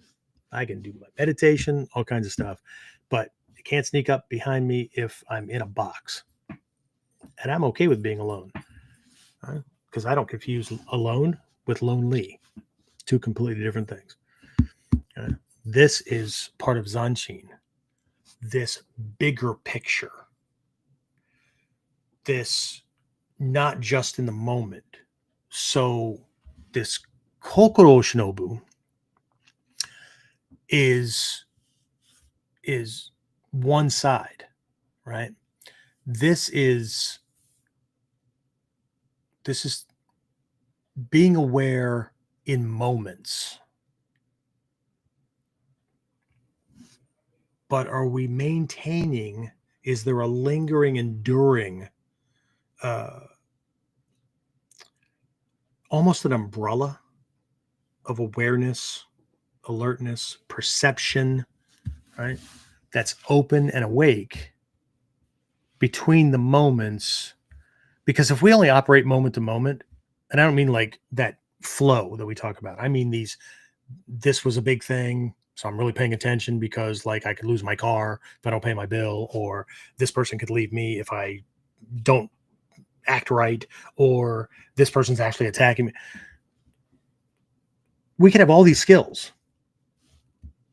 And while we can be attentive in those moments and all in, technically we're no different than everyone else because that's how average people operate. Okay? Because there's a part of brain wiring, right, called Broca's region. It's right in and behind the ear on both sides. Okay? If you've ever heard anybody, I don't know if they have this in Australia or any other places, but here we have this saying, in one ear and out the other. Okay? And we're talking to somebody, or we're talking to or about somebody who's just not paying attention, right? Or they were told something and then they forgot, or they were, whatever, they just weren't paying attention or whatever. Okay. Broca's region is a real thing. Its job is to filter out all the redundant shit that happens every day so that we can be paying attention to the thing that wants to kill us in the moment. So that side of Zanshin is almost automatic. The problem is, are we paying attention before the first punch is thrown, or the aggression starts, or after we've thrown them and technically the technique is over, he's on the ground, I'm in the superior position, right? Or I dropped him, he's unconscious, and I'm walking away. Right? The number of students that turn their back on their partner within striking range is insane, right? Or hand them back a weapon from stabbing distance instead of flipping it. This is nothing that I wasn't called on either. So this is not like, I came out born standing up, walking on lotus flowers. Okay. This is instructors smacking me upside the head or giving me that glare or telling me to get the hell out if I'm not going to pay attention to what's important. Right. You want to do it that way, then you don't need this. Right. So, again, what are the hidden dangers? I don't know, but part of like the moment, right? The moment's not over until like I'm back home hugging my grandson or whatever. But then is it really? And see, this is where the other side, it's like two sides to a coin. This is where the other side of Shikyo Shinobu comes in. Okay. Because even while I'm at home, okay. Well, I'll illustrate this with something I do in the corporate world when I'm doing consulting. Okay. Often I'll run into resistance. Like I'll be brought in, who knows, HR, some department or whatever. And I'll have resistance from some manager who just thinks this is a freaking waste of time. This workplace violence kind of stuff, right? I mean, like, who's coming in here? Okay.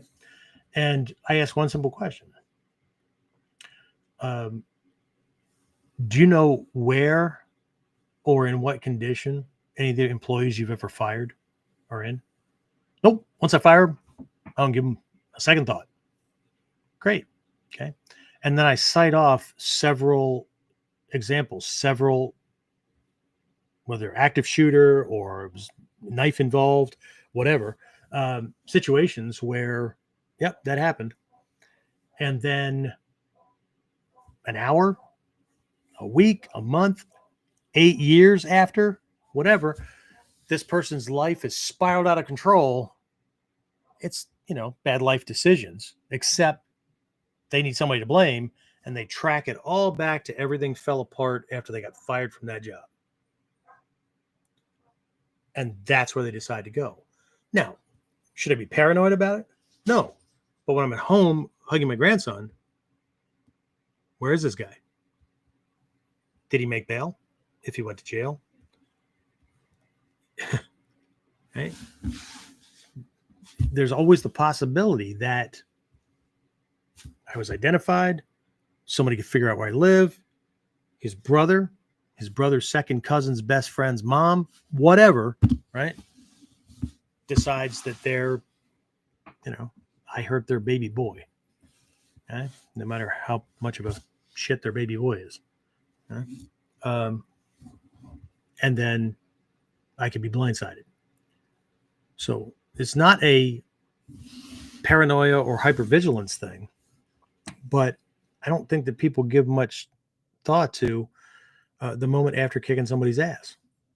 And it's evident with all of the comments on the videos and things that people just make and just a, side thing.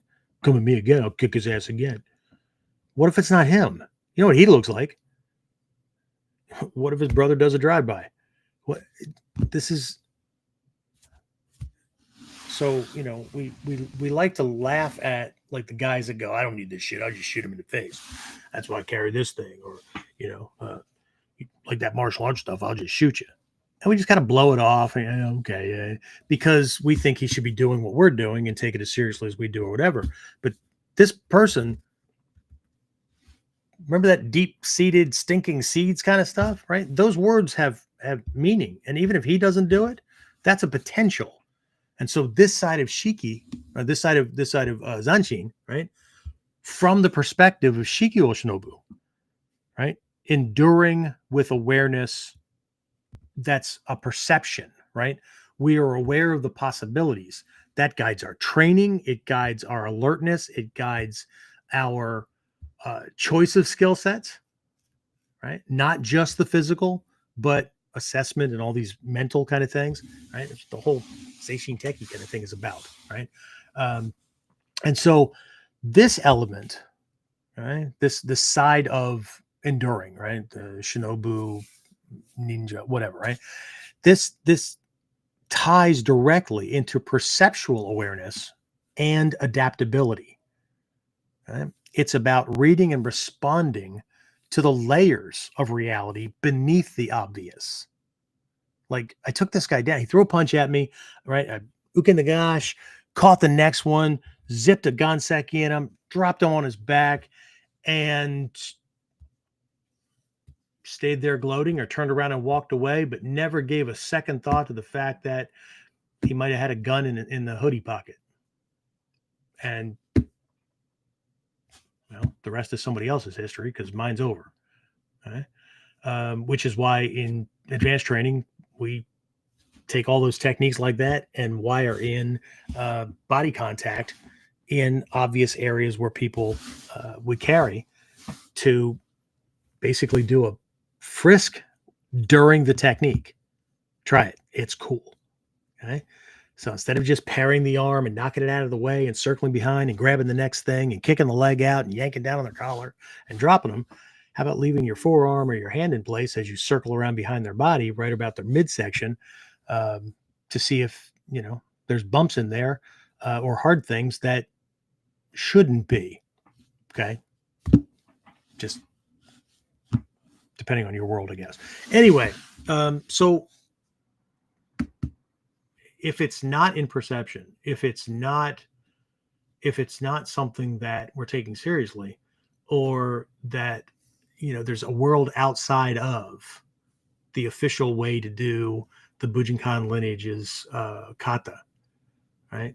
Or there might be something beyond the written description of the Densho, or the official way to do it, or his taijutsu sucks because the kata doesn't say to do that. Yeah, well, the kata doesn't say that I can't. Right? We're supposed to know. None of our schools have basic introductory stuff. They're all designed for somebody with a ton of experience going in and jacking their stuff up and upgrading it. So there's a bunch of things that person with a whole lot of worldly experience should already have and understand. It's kind of like breathing. Nobody taught you how to breathe. Right? It's in no instruction book unless you're learning special ways of breathing. You get involved in scuba or something like that, right? Nobody tells you how to breathe, right? Because it's just assumed that your body's going to take care of that. As long as you're upright, you're breathing. Huh? Okay. Our mistake if it's a weekend at Bernie's. Anyway, so in a self-defense situation, this kind of thing translates to understanding that conflicts do not end the moment physical engagement stops. And here's something we're going to discuss on Whiteboard Wednesday and we'll bleed into Friday. And that is that self-defense situations do not begin when he shows up. It begins the moment he starts looking for a target. And that means he might not even be in your environment whatsoever. Okay. So how much is this guy already planned out by the time that he shows up? One question a teacher asked me a long time ago, I was still in the Q levels, never gave this any thought. The question was simple. Okay. What do you know about this person when he shows up? Okay. So this is huge when it comes to separating this from sport martial arts, right? What do you know about him? I know he wants to hurt me because it's evident. It's right there. Okay. What don't I know about him? That was the follow-up question. I don't know why he chose me. I don't know how far he's willing to go. I don't know how much experience at beating, breaking, or killing a human body he has. I don't know if this is, he's just going to beat the crap out of me because he's trying to get into a club, motorcycle gang, whatever, right? Or that's his way of taking my wallet. Or if he's coming up on a 3 strikes you're out kind of thing, and he's going back to jail, but he doesn't want to go back to jail, which means he can't leave me breathing, right? There's a shit ton of stuff I don't know. I don't know if he's carrying weapons. I don't know what kind of training he has. I don't know what kind of allies in the environment that he has. Right. So this is not Densho level stuff. This is not the beginning point, right? This is all the stuff that's a part of a kata, but only if we put it in and remember to make it a part of a kata. Okay. So anyway, the real threat may not be over just because you won the exchange, right? There could be additional attackers. We already talked about some of these things. There could be legal consequences or even psychological aftershocks, right? Like that post-incident tunnel vision, right? Where if you've ever been in a traffic accident, you know what this is like, right? People are asking you questions, you trying to get your brain to work right to answer the questions, or, do you need medical treatment and stuff? And no, I feel fine. And then the day after, or the day after the day after, you feel like you got run over by a freaking dump truck, right? And you should have gotten medical stuff, right? But the adrenal system had things going, just all kinds of crazy stuff, right? In life, it connects to anticipating consequences, understanding that after achieving a goal, there may be a new challenge or unseen ripples caused by whatever it was we did, right? We fought hard to get that promotion. Next thing you know, like one of our best friends at work hates our guts because they now see the fact that I got this promotion and now I'm one of them and whatever, right? Or I didn't know that because they didn't say anything, right? That they were going for the job as well, and I got picked and they didn't, and now, right? They might start undermining my attempts, or they're going to be insubordinate and stuff or they're going to try to use the friendship as a way to, because now that's their in to not getting paid for doing little to nothing, right? So Zanshin within Shikyo Shinobu is about sustaining perceptual awareness beyond immediate threats, right? Ensuring that we remain adaptable and prepared for secondary threats, delayed consequences, unforeseen aftermath of any action. And it's not that we need to know what they are, right? But the fact that life is dynamic, life has lots of variables in it, and there's a bunch of people's karma flying around. We don't know what it is, right? So we need to be open, which leads to, and I'm going to wrap this up because this is going to take more, but I wanted to cover these two sides, right? This overarching kind of thing that we're always open. And here's where I want to end with this Shikibo Shinobu, the Shiki side. Okay. Many of you probably know that a medical aircraft jet crashed just like less than a minute after takeoff from what was the Philadelphia airport, right? So a couple of days before, right, we had that Black Hawk helicopter and an airliner collide there over the Potomac, right, off the DC airport. So can you imagine, right? Some people just having this idea that, every once in a while we have a plane crash or whatever, and then, they dismiss it afterwards, just like the executive or the CEO who sees, he's maybe has some concerns about the whole workplace violence kind of thing, or the political tension and whatnot, and shit can show up in his place or whatever. And next thing you know, on the news, right? He's maybe waking up in the morning and he hears on the news, this thing happened at this company, and ears perk up, right? Which company? I'm in charge of a company, right? And then he hears the name of the company and it's not his. And he goes, whew, right? And whether he says these words or not,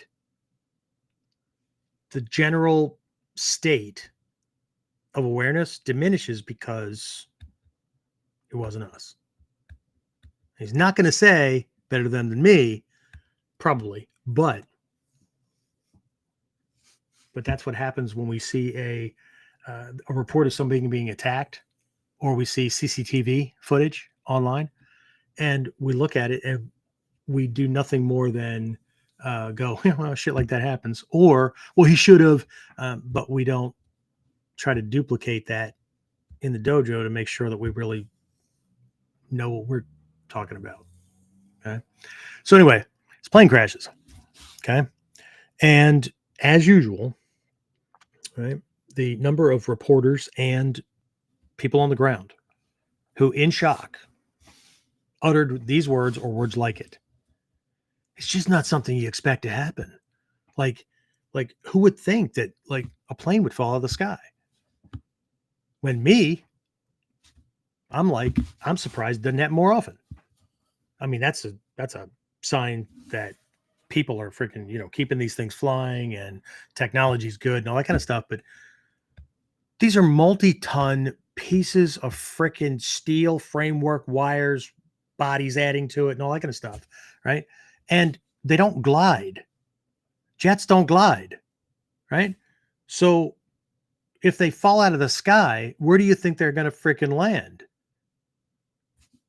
Especially if they're taking off out of a metropolitan airport.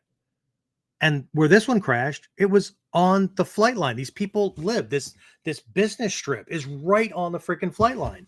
So if this thing sputters out and drops, where's it going to land? Right where this one landed. And yet people were surprised. Not, that's why we have emergency crews. That's why things happen, whatever, right? Okay. The fact that you never gave it any thought when I first moved in, right, and I remember moving to a place when I was a kid, right on a small airport's flight line, right?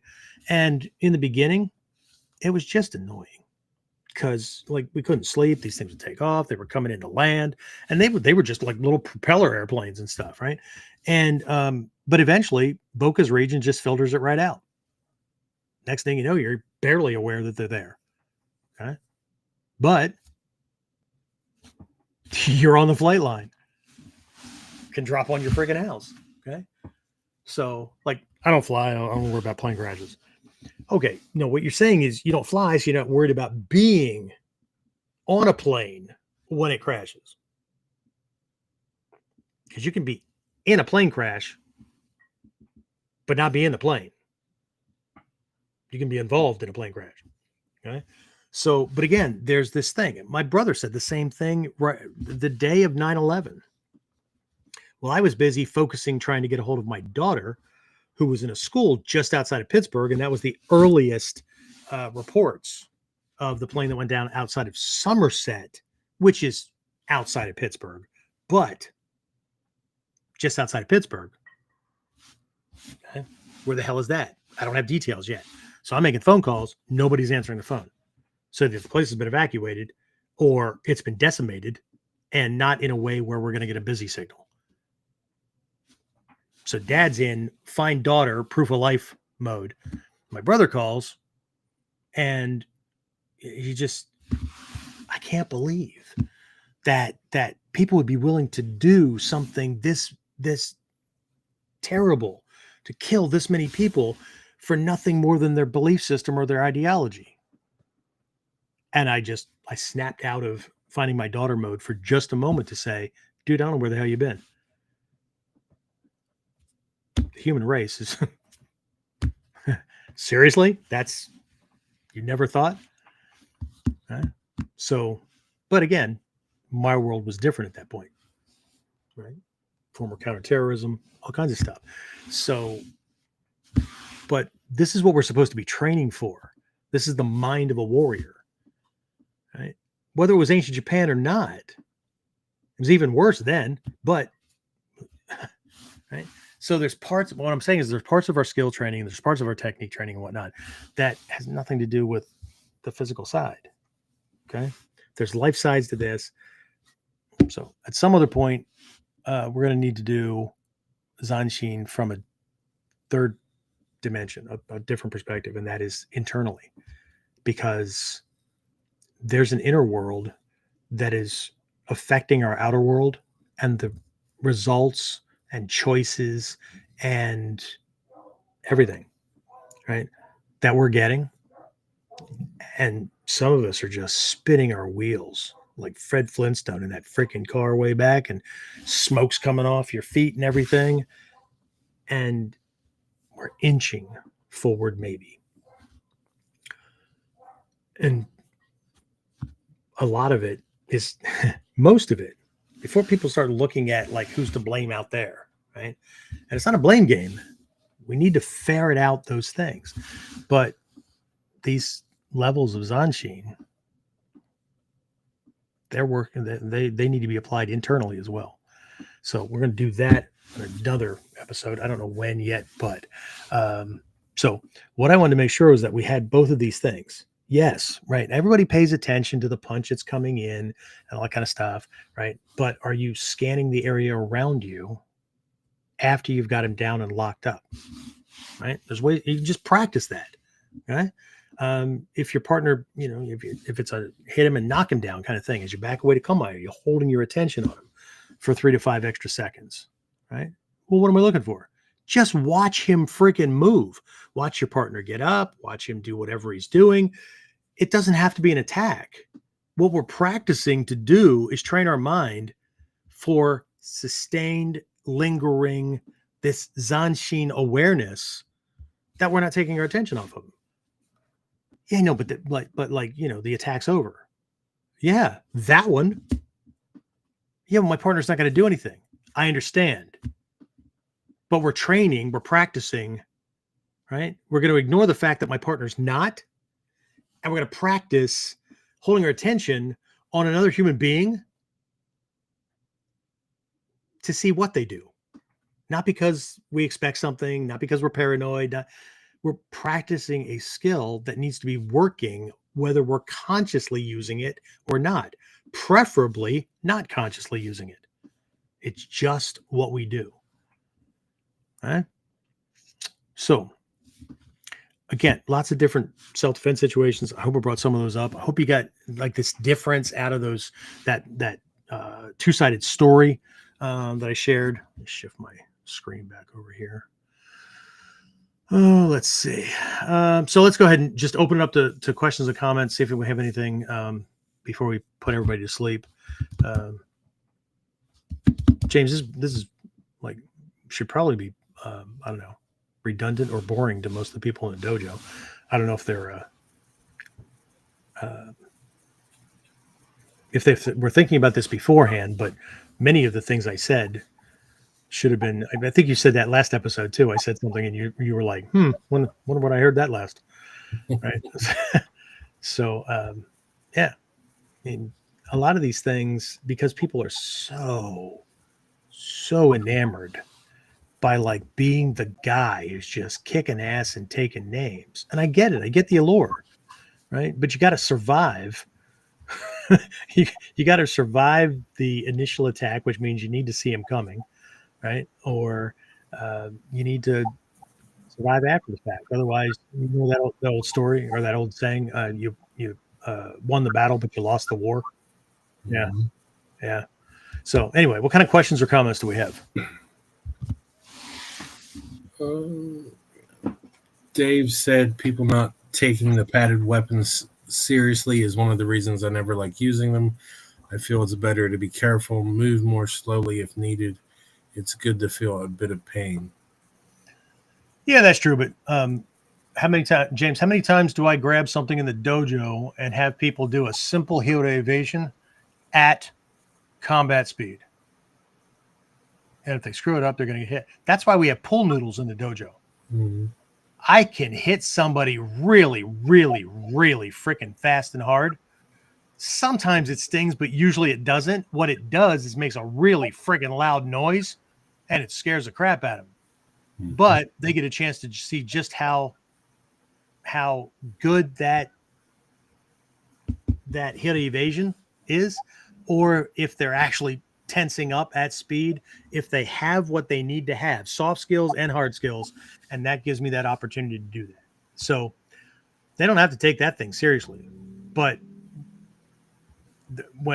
usually it happens with new students. I'll pull it out, and what happens? They get this smug look on their face, or they smile, or they laugh because, oh, it's a pool noodle. What's that going to do? And then I grab a boken and I go, I'm going to swing this thing full speed. So if you rather something that's, you take seriously, I can use this. And then what do? They opt for the pool noodle, right? Because one is not so forgiving. So I understand the slow thing and I get it, but I'm a pressure test with something that gives them a little bit. And then if we do things that have less padding and whatnot, we'll have, put a martial arts sparring helmet on their head or whatever, right? So either way, they're getting the negative consequences that they deserve because their skill set's not where it is, and it's not just a deserving thing as well. What I mean by deserving is like if they're lazy and not doing things, yeah, you deserve that, okay, because you're way ahead of where you should be for this simple little act, or they deserve that experience to know what their litmus test is. That look, this needs to be at a certain level for a single attack, or is wrong. I don't care how confident you feel, okay? Because that's what we're training for. And if you're not training for that, then ignore everything I just said. If you're training for belts and accolades and credibility and whatever from your friends, fantastic, right? But first thing we need to do is drop delusion.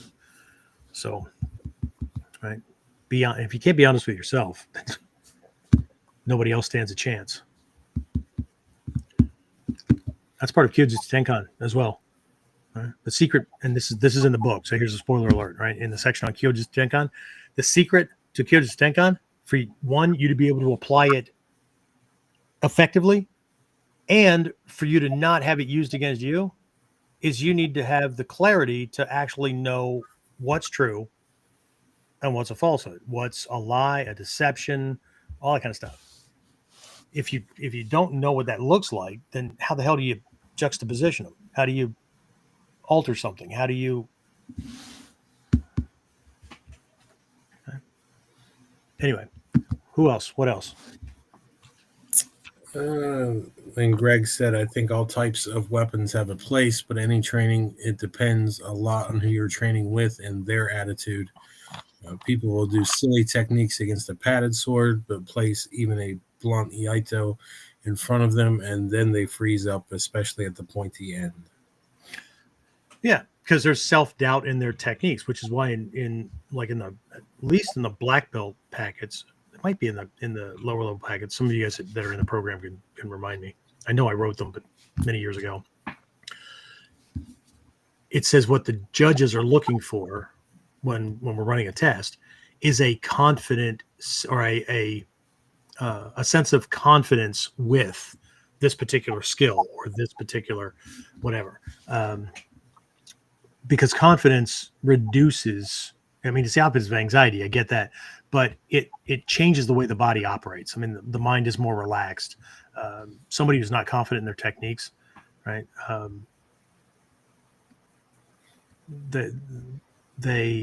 They do that, right? They don't just freeze up with that. You change one little element and you can see the eyes shift, right? You can see that kind of thing, right? Because lots of people are good like with things as long as it's a ski, as long as it's a classical punch. We start talking about like jab, jab, jab, right cross or uppercut combinations, and they're like, whoa. That's not a part of Bujinkan training. Yeah, Bubba, it is. That's my sensei has said more than enough times, right? You need to make sure you're adapting things for the way people attack where you live. So, but anyway, what else? Anybody else? Yeah, there's some other stuff. There was a point in the middle. A few people were pointing out that the video they're saying it went blurry. It looked like it dropped like resolution a little bit. Well, I forgot to bump up the camera to 1080 or whatever. It's on 720, but my computer was running slow earlier, so I don't know if something got in the way. Was the audio okay? Were you able to hear that? The audio still came through fine. They said Okay. There's a couple of points where it looked like it wasn't synced to the video. Okay. Well, I apologize for that. I'm not sure. I've got a new computer. My wife just graced me with that for Christmas, but I have a couple of projects on this one that I need to get finished, and I don't want to have to port things over and then do the tweaking with the programs to make it work. So, but that'll be changing here pretty soon. But in all honesty, I appreciate the comments about the video. And while these things are left up on YouTube and Facebook and all that kind of stuff, it's the audio that ends up on all the podcast sites that I'm more concerned about. So, but I appreciate you guys showing up live. I really do. I don't know what it is about this that you're okay looking at for like 3 hours or 2 hours or whatever the length of the show is. Or James' little head that you could just like squish it. Anyway, what else? Well, with their discussion about that, Carl said, I think we all just lost Zanshin and got distracted by that. Good call. Good call, Carl. Look at, see, brother from another mother. Anyway, yes, good call. Absolutely. What do I say in the dojo? Somebody will like, they'll have that thing happen, or somebody will ask me a question that's not even on mark, and I'm like, you guys are so easily distracted. Mm-hmm. Anyway, there was a question came in from Robert Stevens over on Facebook. How do you help a student understand Zanshin when it is sometimes a feeling you don't actually physically feel, but you are aware of and still hesitates? How to trust or act when there is doubt or uncertainty?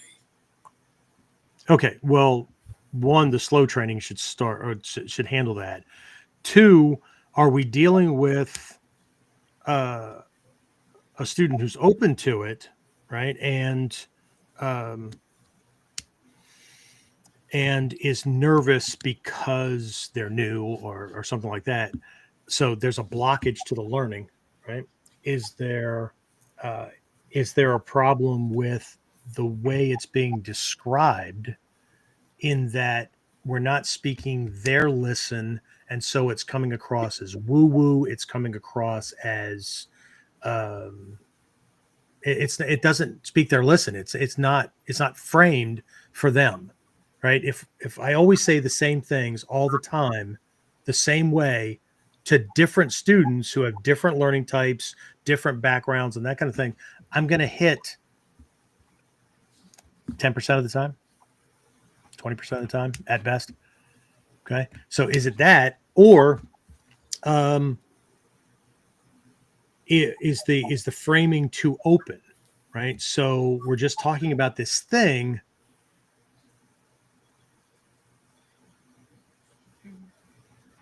See, the second type of Zanshin that I was talking about, right? This flow, this ever-present kind of thing. That's and while I can understand the use of the word feeling, but that's when there's a disturbance in the force kind of thing. So my question for you is, are we talking about the same thing? Because are we talking about Zanshin? Or are we talking about being able to perceive the saki or the kuji, the projection of intent that we would be open to picking up, or the presence of danger that, like somebody's knocks a flower pot off a window in an apartment above where I'm walking and it's falling. There's no projection of intent, but there's danger, right? We have to be careful that we're not confusing the mind that is open and aware with the sensation of this thing.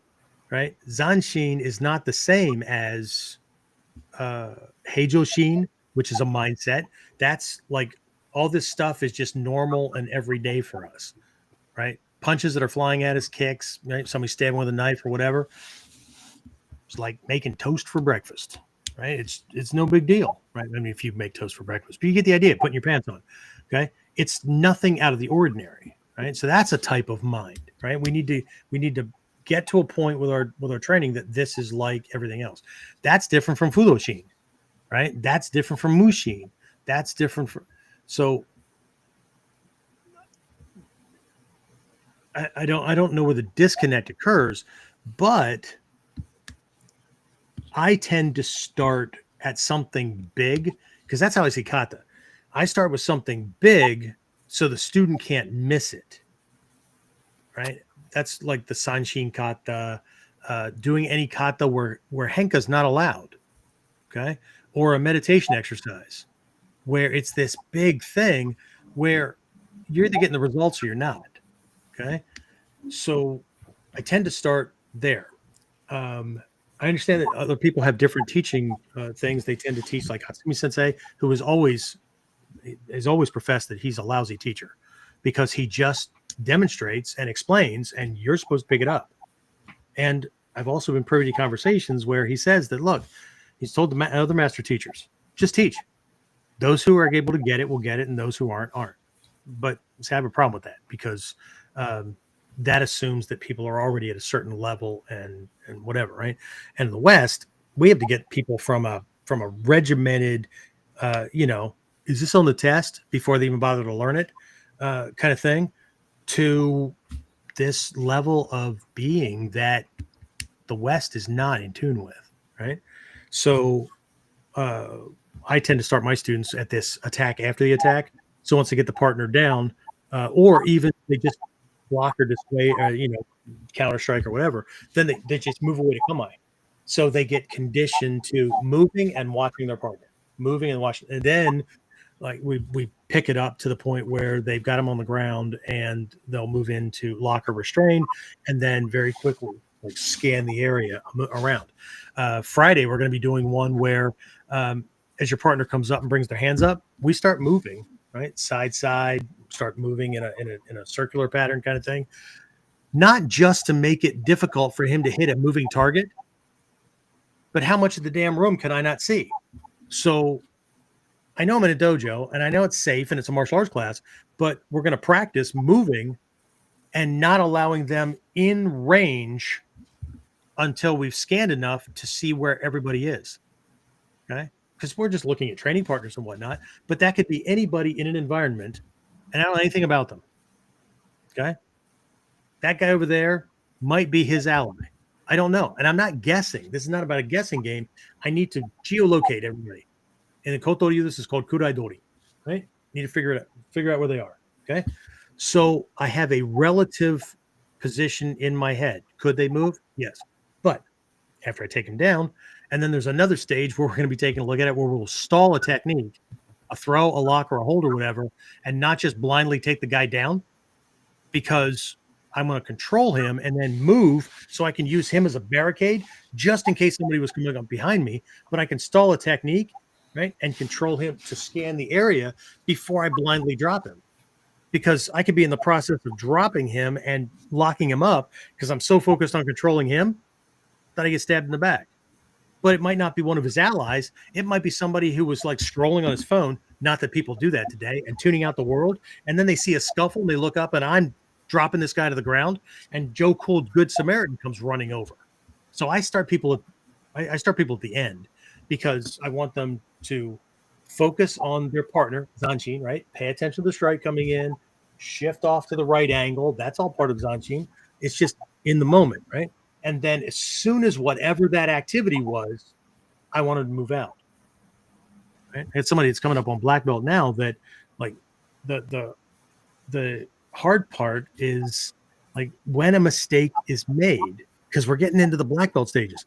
When a mistake is made, instead of floundering to save something because of an imperative need to win, zanen, holding on to something that should be dropped like a hot freaking rock, right? They should bail out the come on. Roll, leap, step, I don't care. Go to a safe position instead of fumbling and or standing in range and go, shit, can we do that again? That tells me their brain's not in the fight. If this were a real situation, their brain would have stalled because they didn't know what to do. They're probably not going to ask a bad guy, can we start again? But that's not the point. The point is, what does the brain do? What do we drop Zanshin? Does that collapse? Right? So how do I start them? I start them with something big that's obvious. It's physical and it's right in front of their face. I start them with that before I lead them to something that is invisible and nebulous, because if they don't understand what they're looking at or for, they'll never see it. And then we confuse them, and then we risk losing a student that may have been really serious, but because we, and I don't know how you're presenting the lesson. I don't know a lot of things. So how do I do it? This is how I do it. I start with from the physical, and then I make sure they understand the strategy or the tactic that's making their life easier, right? That they're gaining something and simultaneously taking one or more things from him. And then as I do subsequent things, I don't give up anything that I've attained, and I don't give him back anything that I've taken. Right. So it's things that they can, right? Is he back on balance? Shit. Well, then you gave him something back and you lost something. Right. But like with this Zanshin thing with the attack after the attack, that's where I start, because it's the biggest thing. Put it down, and they know as soon as they do this, back way to come out, they're paying attention to him. That's lower level people, and then upper, intermediate, and advanced people. You back away and you figure out how to scan your area while keeping him, at a safe distance, or as I take him down and I lock him up, right? Practicing to use some of that footwork where we can switch from one knee, locking his elbow, to the other knee and a thing, and rotate in place, right? To check where things are, to see what's going on. Because, there's nothing quite like locking up a guy's elbow and stuff. And then you realize that when you turn around, his friend's like almost on top of you, right? And so you just drop and roll. Right? Now, you can't do that much in the dojo because you'll snap his elbow and or dislocate his shoulder. But his name can certainly be Matt for half a second. Get it? Huh. So how do I do it? I do what the kata do. The kata are big, and as long as the student is not allowed to bail out the henka, because henka, shit, that's a whole other freaking story. Anyway. Henka's a crutch for people with shitty touches. And they don't understand the strategy and tactics the kata is teaching. They're only concerned about winning the engagement. Well, shit, you don't need martial arts for that. You just need to be the toughest guy in the room. So anyway, I'm pretty sure that didn't help. And if it did, you can let me know at some other point. But anyway, we need to wrap this up. So James, what else? What else do we have? Oh, well, Robert just said they feel a sense of awareness, but still doubt themselves and need more reassurance. And they over underthink the situation. Okay, cool. All right. So you need to address those things first. Okay. So that's a whole other lesson, right? See, I tend to Seishin Teki, that whole category for the Togakudo Ryu, like the samurai's virtues. I cover that in a whole different training. They're not static list, and they're not the same at all times. So the Seishin Teki, the stuff the elements that are in Seishin Teki, what I'm putting out in this book are the things that are core things that they probably didn't change a lot, right? But other things that would have been added on over time and those kind of things, right?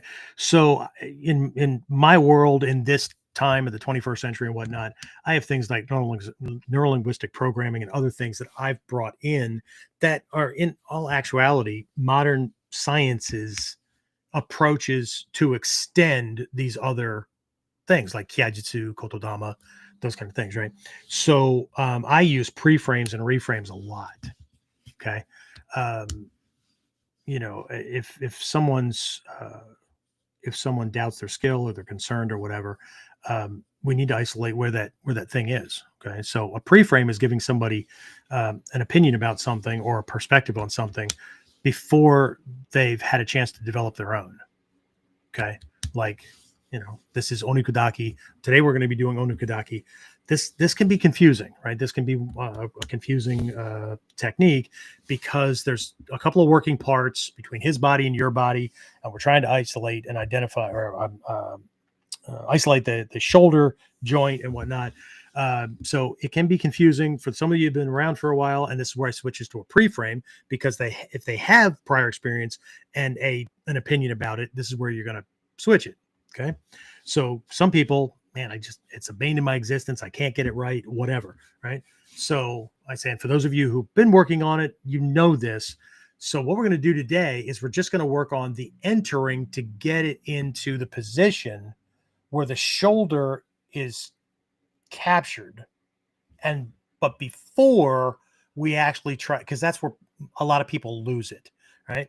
There's less losing it on the way in, but we want to make sure that the angling is right. So the way the AC joint, the way the shoulder joint works between the upper arm and the shoulder pocket, that we catch this thing that's important. And then we can work the rest, because students tend to jump on that too soon and they lose it, or they don't know what they're supposed to be catching physiologically or anatomically with the shoulder. So we're going to take this, we're just going to work on the first two steps. Okay. And then, we'll go from there. If I had somebody that was doubting their skills and whatnot, then I don't know that I'd be teaching them something at this level, because it sounds like they need more work on their skill. Unless you're talking about the Zanshin. But if somebody's having a problem getting their head wrapped around things, and here's, I'm going to leave it at this one. Why are we using the Japanese word, or why are we not? Again, I would not. Okay. I would just say awareness, right? So there's different types of awareness that are going on, right? So and here's a self-awareness thing, and this goes into the life thing. Here's a self-awareness thing, right? Where do you think the problem is in the technique, right? When you're doubting your techniques, that they're going to work or whatever. So where? Because if it's like finishing the whole technique, if it's whatever, where's this person supposed to be? Okay. Like skill wise. So if they're just starting, yeah, they're going to doubt a lot. Right. But you've got to identify where the thing is. There has to be more, and this is an NLP thing as well. The skill, an instructor developing the skill of being able to ask locator questions, right? Because otherwise we're just guessing. A locator question is a question designed to tell you where that person is in their head about the thing that you're dealing with. If you don't have those on a shooting range, we call that spray and pray. So we're going to throw something out, then we're going to throw something else out, then we're going to throw something else out. Okay. So an example of a locator question would be somebody walking into my dojo and asking me if we spar. Okay. It's going to be a long diatribe for me to say, based on all my experience and whatnot, we don't just jump in like everybody else does, because it does blah, blah, blah, blah, blah. Okay. Or just saying yes or no. Okay. Yes, we spar. No, we don't. Either way, it's a crapshoot. I'm either going to be trying to explain something to somebody who has no context, or I'm going to say yes or no, hoping. Remember that question I asked earlier on, right? Or the teacher asked me a long time ago, what do you not know about this person? That's not just about an attacker. This is Zanshin at the Shiki level. Okay. What do I not know about this person who walked in and asked me the question, do I want to spar? Okay. What do most people assume? He wants to spar because he wouldn't be asking me about it if he didn't. But I don't know that. Okay. So I ask a locator question. He comes in and says, "Hey, you guys spar?" And I say, "Oh, are you looking to do sparring? Or do you want to spar?" Now he's going to tell me the context behind that. Well, see, I'm kind of worried about that because like I was in another class and like we had us do that and I barely knew anything and I got hurt and was off work for a week. And if I don't work, I don't get paid. Like I don't have sick days. So I got to be careful, right? Or the person goes, yes. Okay.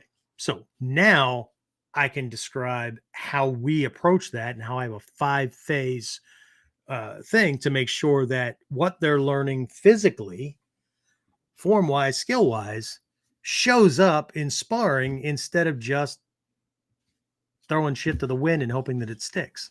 And then we end up looking like everybody else, and the sparring doesn't look anything like the base skills and the principles and concepts. Okay. So, but same thing, right? Okay. You know, I don't know if you're telling me that he overthinks it or he tells you he overthinks it. So if somebody's overthinking something, then you're going to reduce the number of variables that they have to think about. I don't know what there's to think about. There's a punch coming in. It's coming on this line. You know where it's coming, right? We're not sparring. It's a controlled situation. Okay.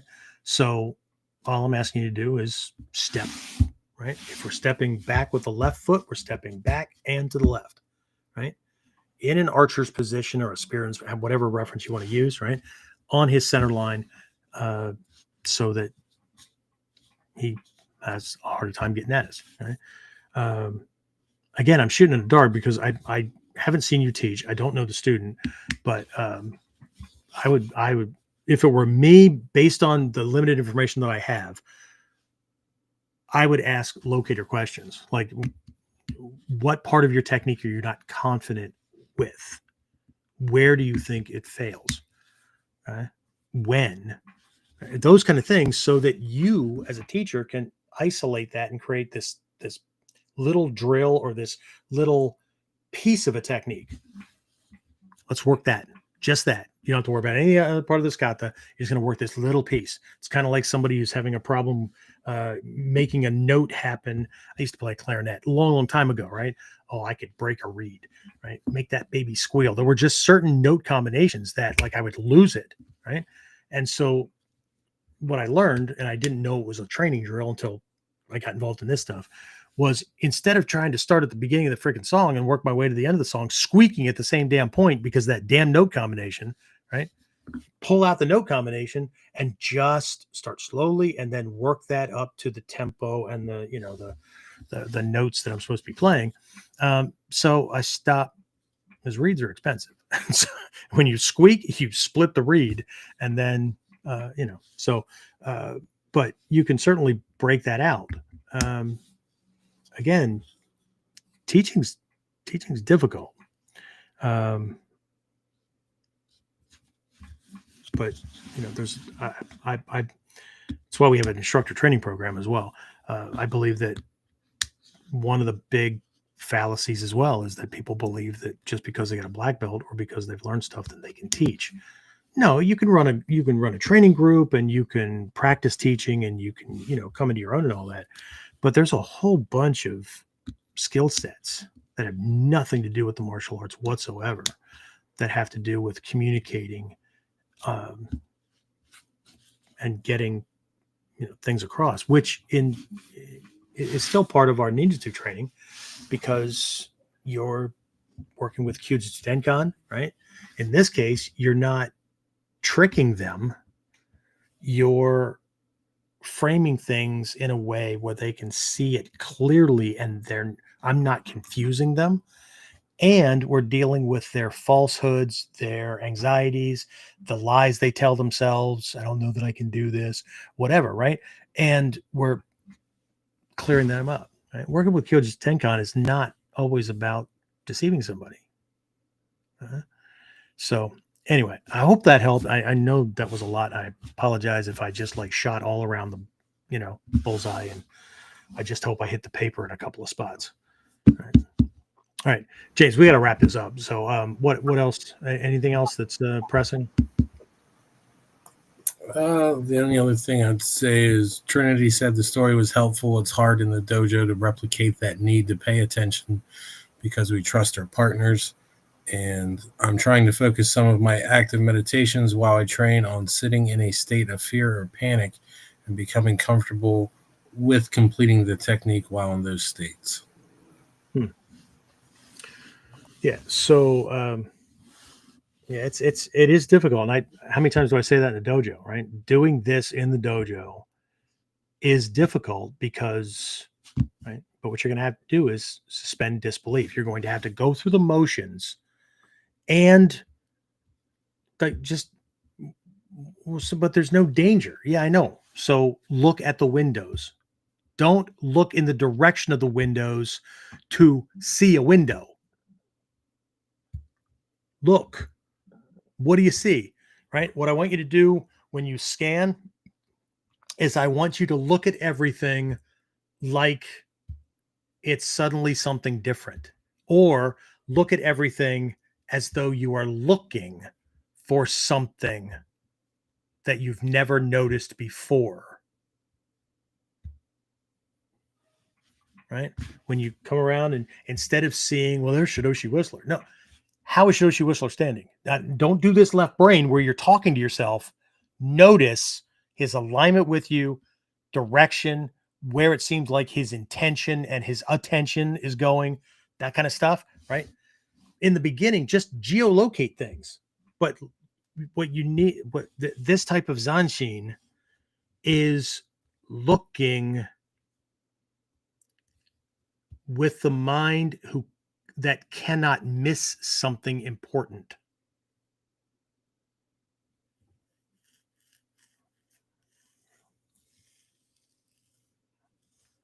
Okay. There's no saying in meditation, right? Looking happens in an instant. Seeing could take a lifetime. Hearing happens in an instant. Listening could take a lifetime. Touching something happens in an instant. Feeling that thing, it takes longer. Okay? And again, this goes to how we define things. Seeing, looking, same thing, man. Well, then you're going to get the same results. Nothing will change. Vagueness begets vagueness. Period. Right? We will be mediocre at best at physical skills, and we better hope we never need the things that actually save our lives. Right? The intuitive mind. Anyway. So that's it. We're going to go ahead and wrap this up because we are way over, and I'm still surprised that some of you people stick it out. Anyway, but I appreciate it. I do. James, anything else? We'll be sending out emails and stuff. My stepson came home over the weekend. He's on leave from the Air Force, so that derailed some of my stuff. But this week there will be the information pages and the availability to do early enrollment, spring camp, fall camp, Daikomyosai, some other stuff we have going on, and the Seishin Techie book should be out this week. That and the accompanying program for anybody that wants it. It's a optional kind of thing. All right, that's it. Anything else, James? No, sir. No, your butt flat enough? You've been sitting there long enough? Yeah. I'm okay. Yeah. Oh, okay. Thanks. Right. Okay. I'm not going to admit to having a flat. All right. That's it. All right, guys. That's it. I will talk to everybody either again on Wednesday for Whiteboard Wednesday, or training in class if you're local, or in my Nimpo Masterclass or my Inner Circle guys, or I'll see you next week on KUDEN. So, the big question is this. How are self-defense and success-minded people like us, concerned citizens worried about protecting ourselves, our loved ones, and the things we care about from the monsters we know exist in the world? How do we train in a way that gives us the skills, knowledge, and understanding we need without becoming paranoid fighters or killers ourselves, and yet still allows us to be the hero protector the world needs us to be? That's the question, and this podcast will give you the answers. My name is Jeffrey Miller, and welcome to KUDEN Radio.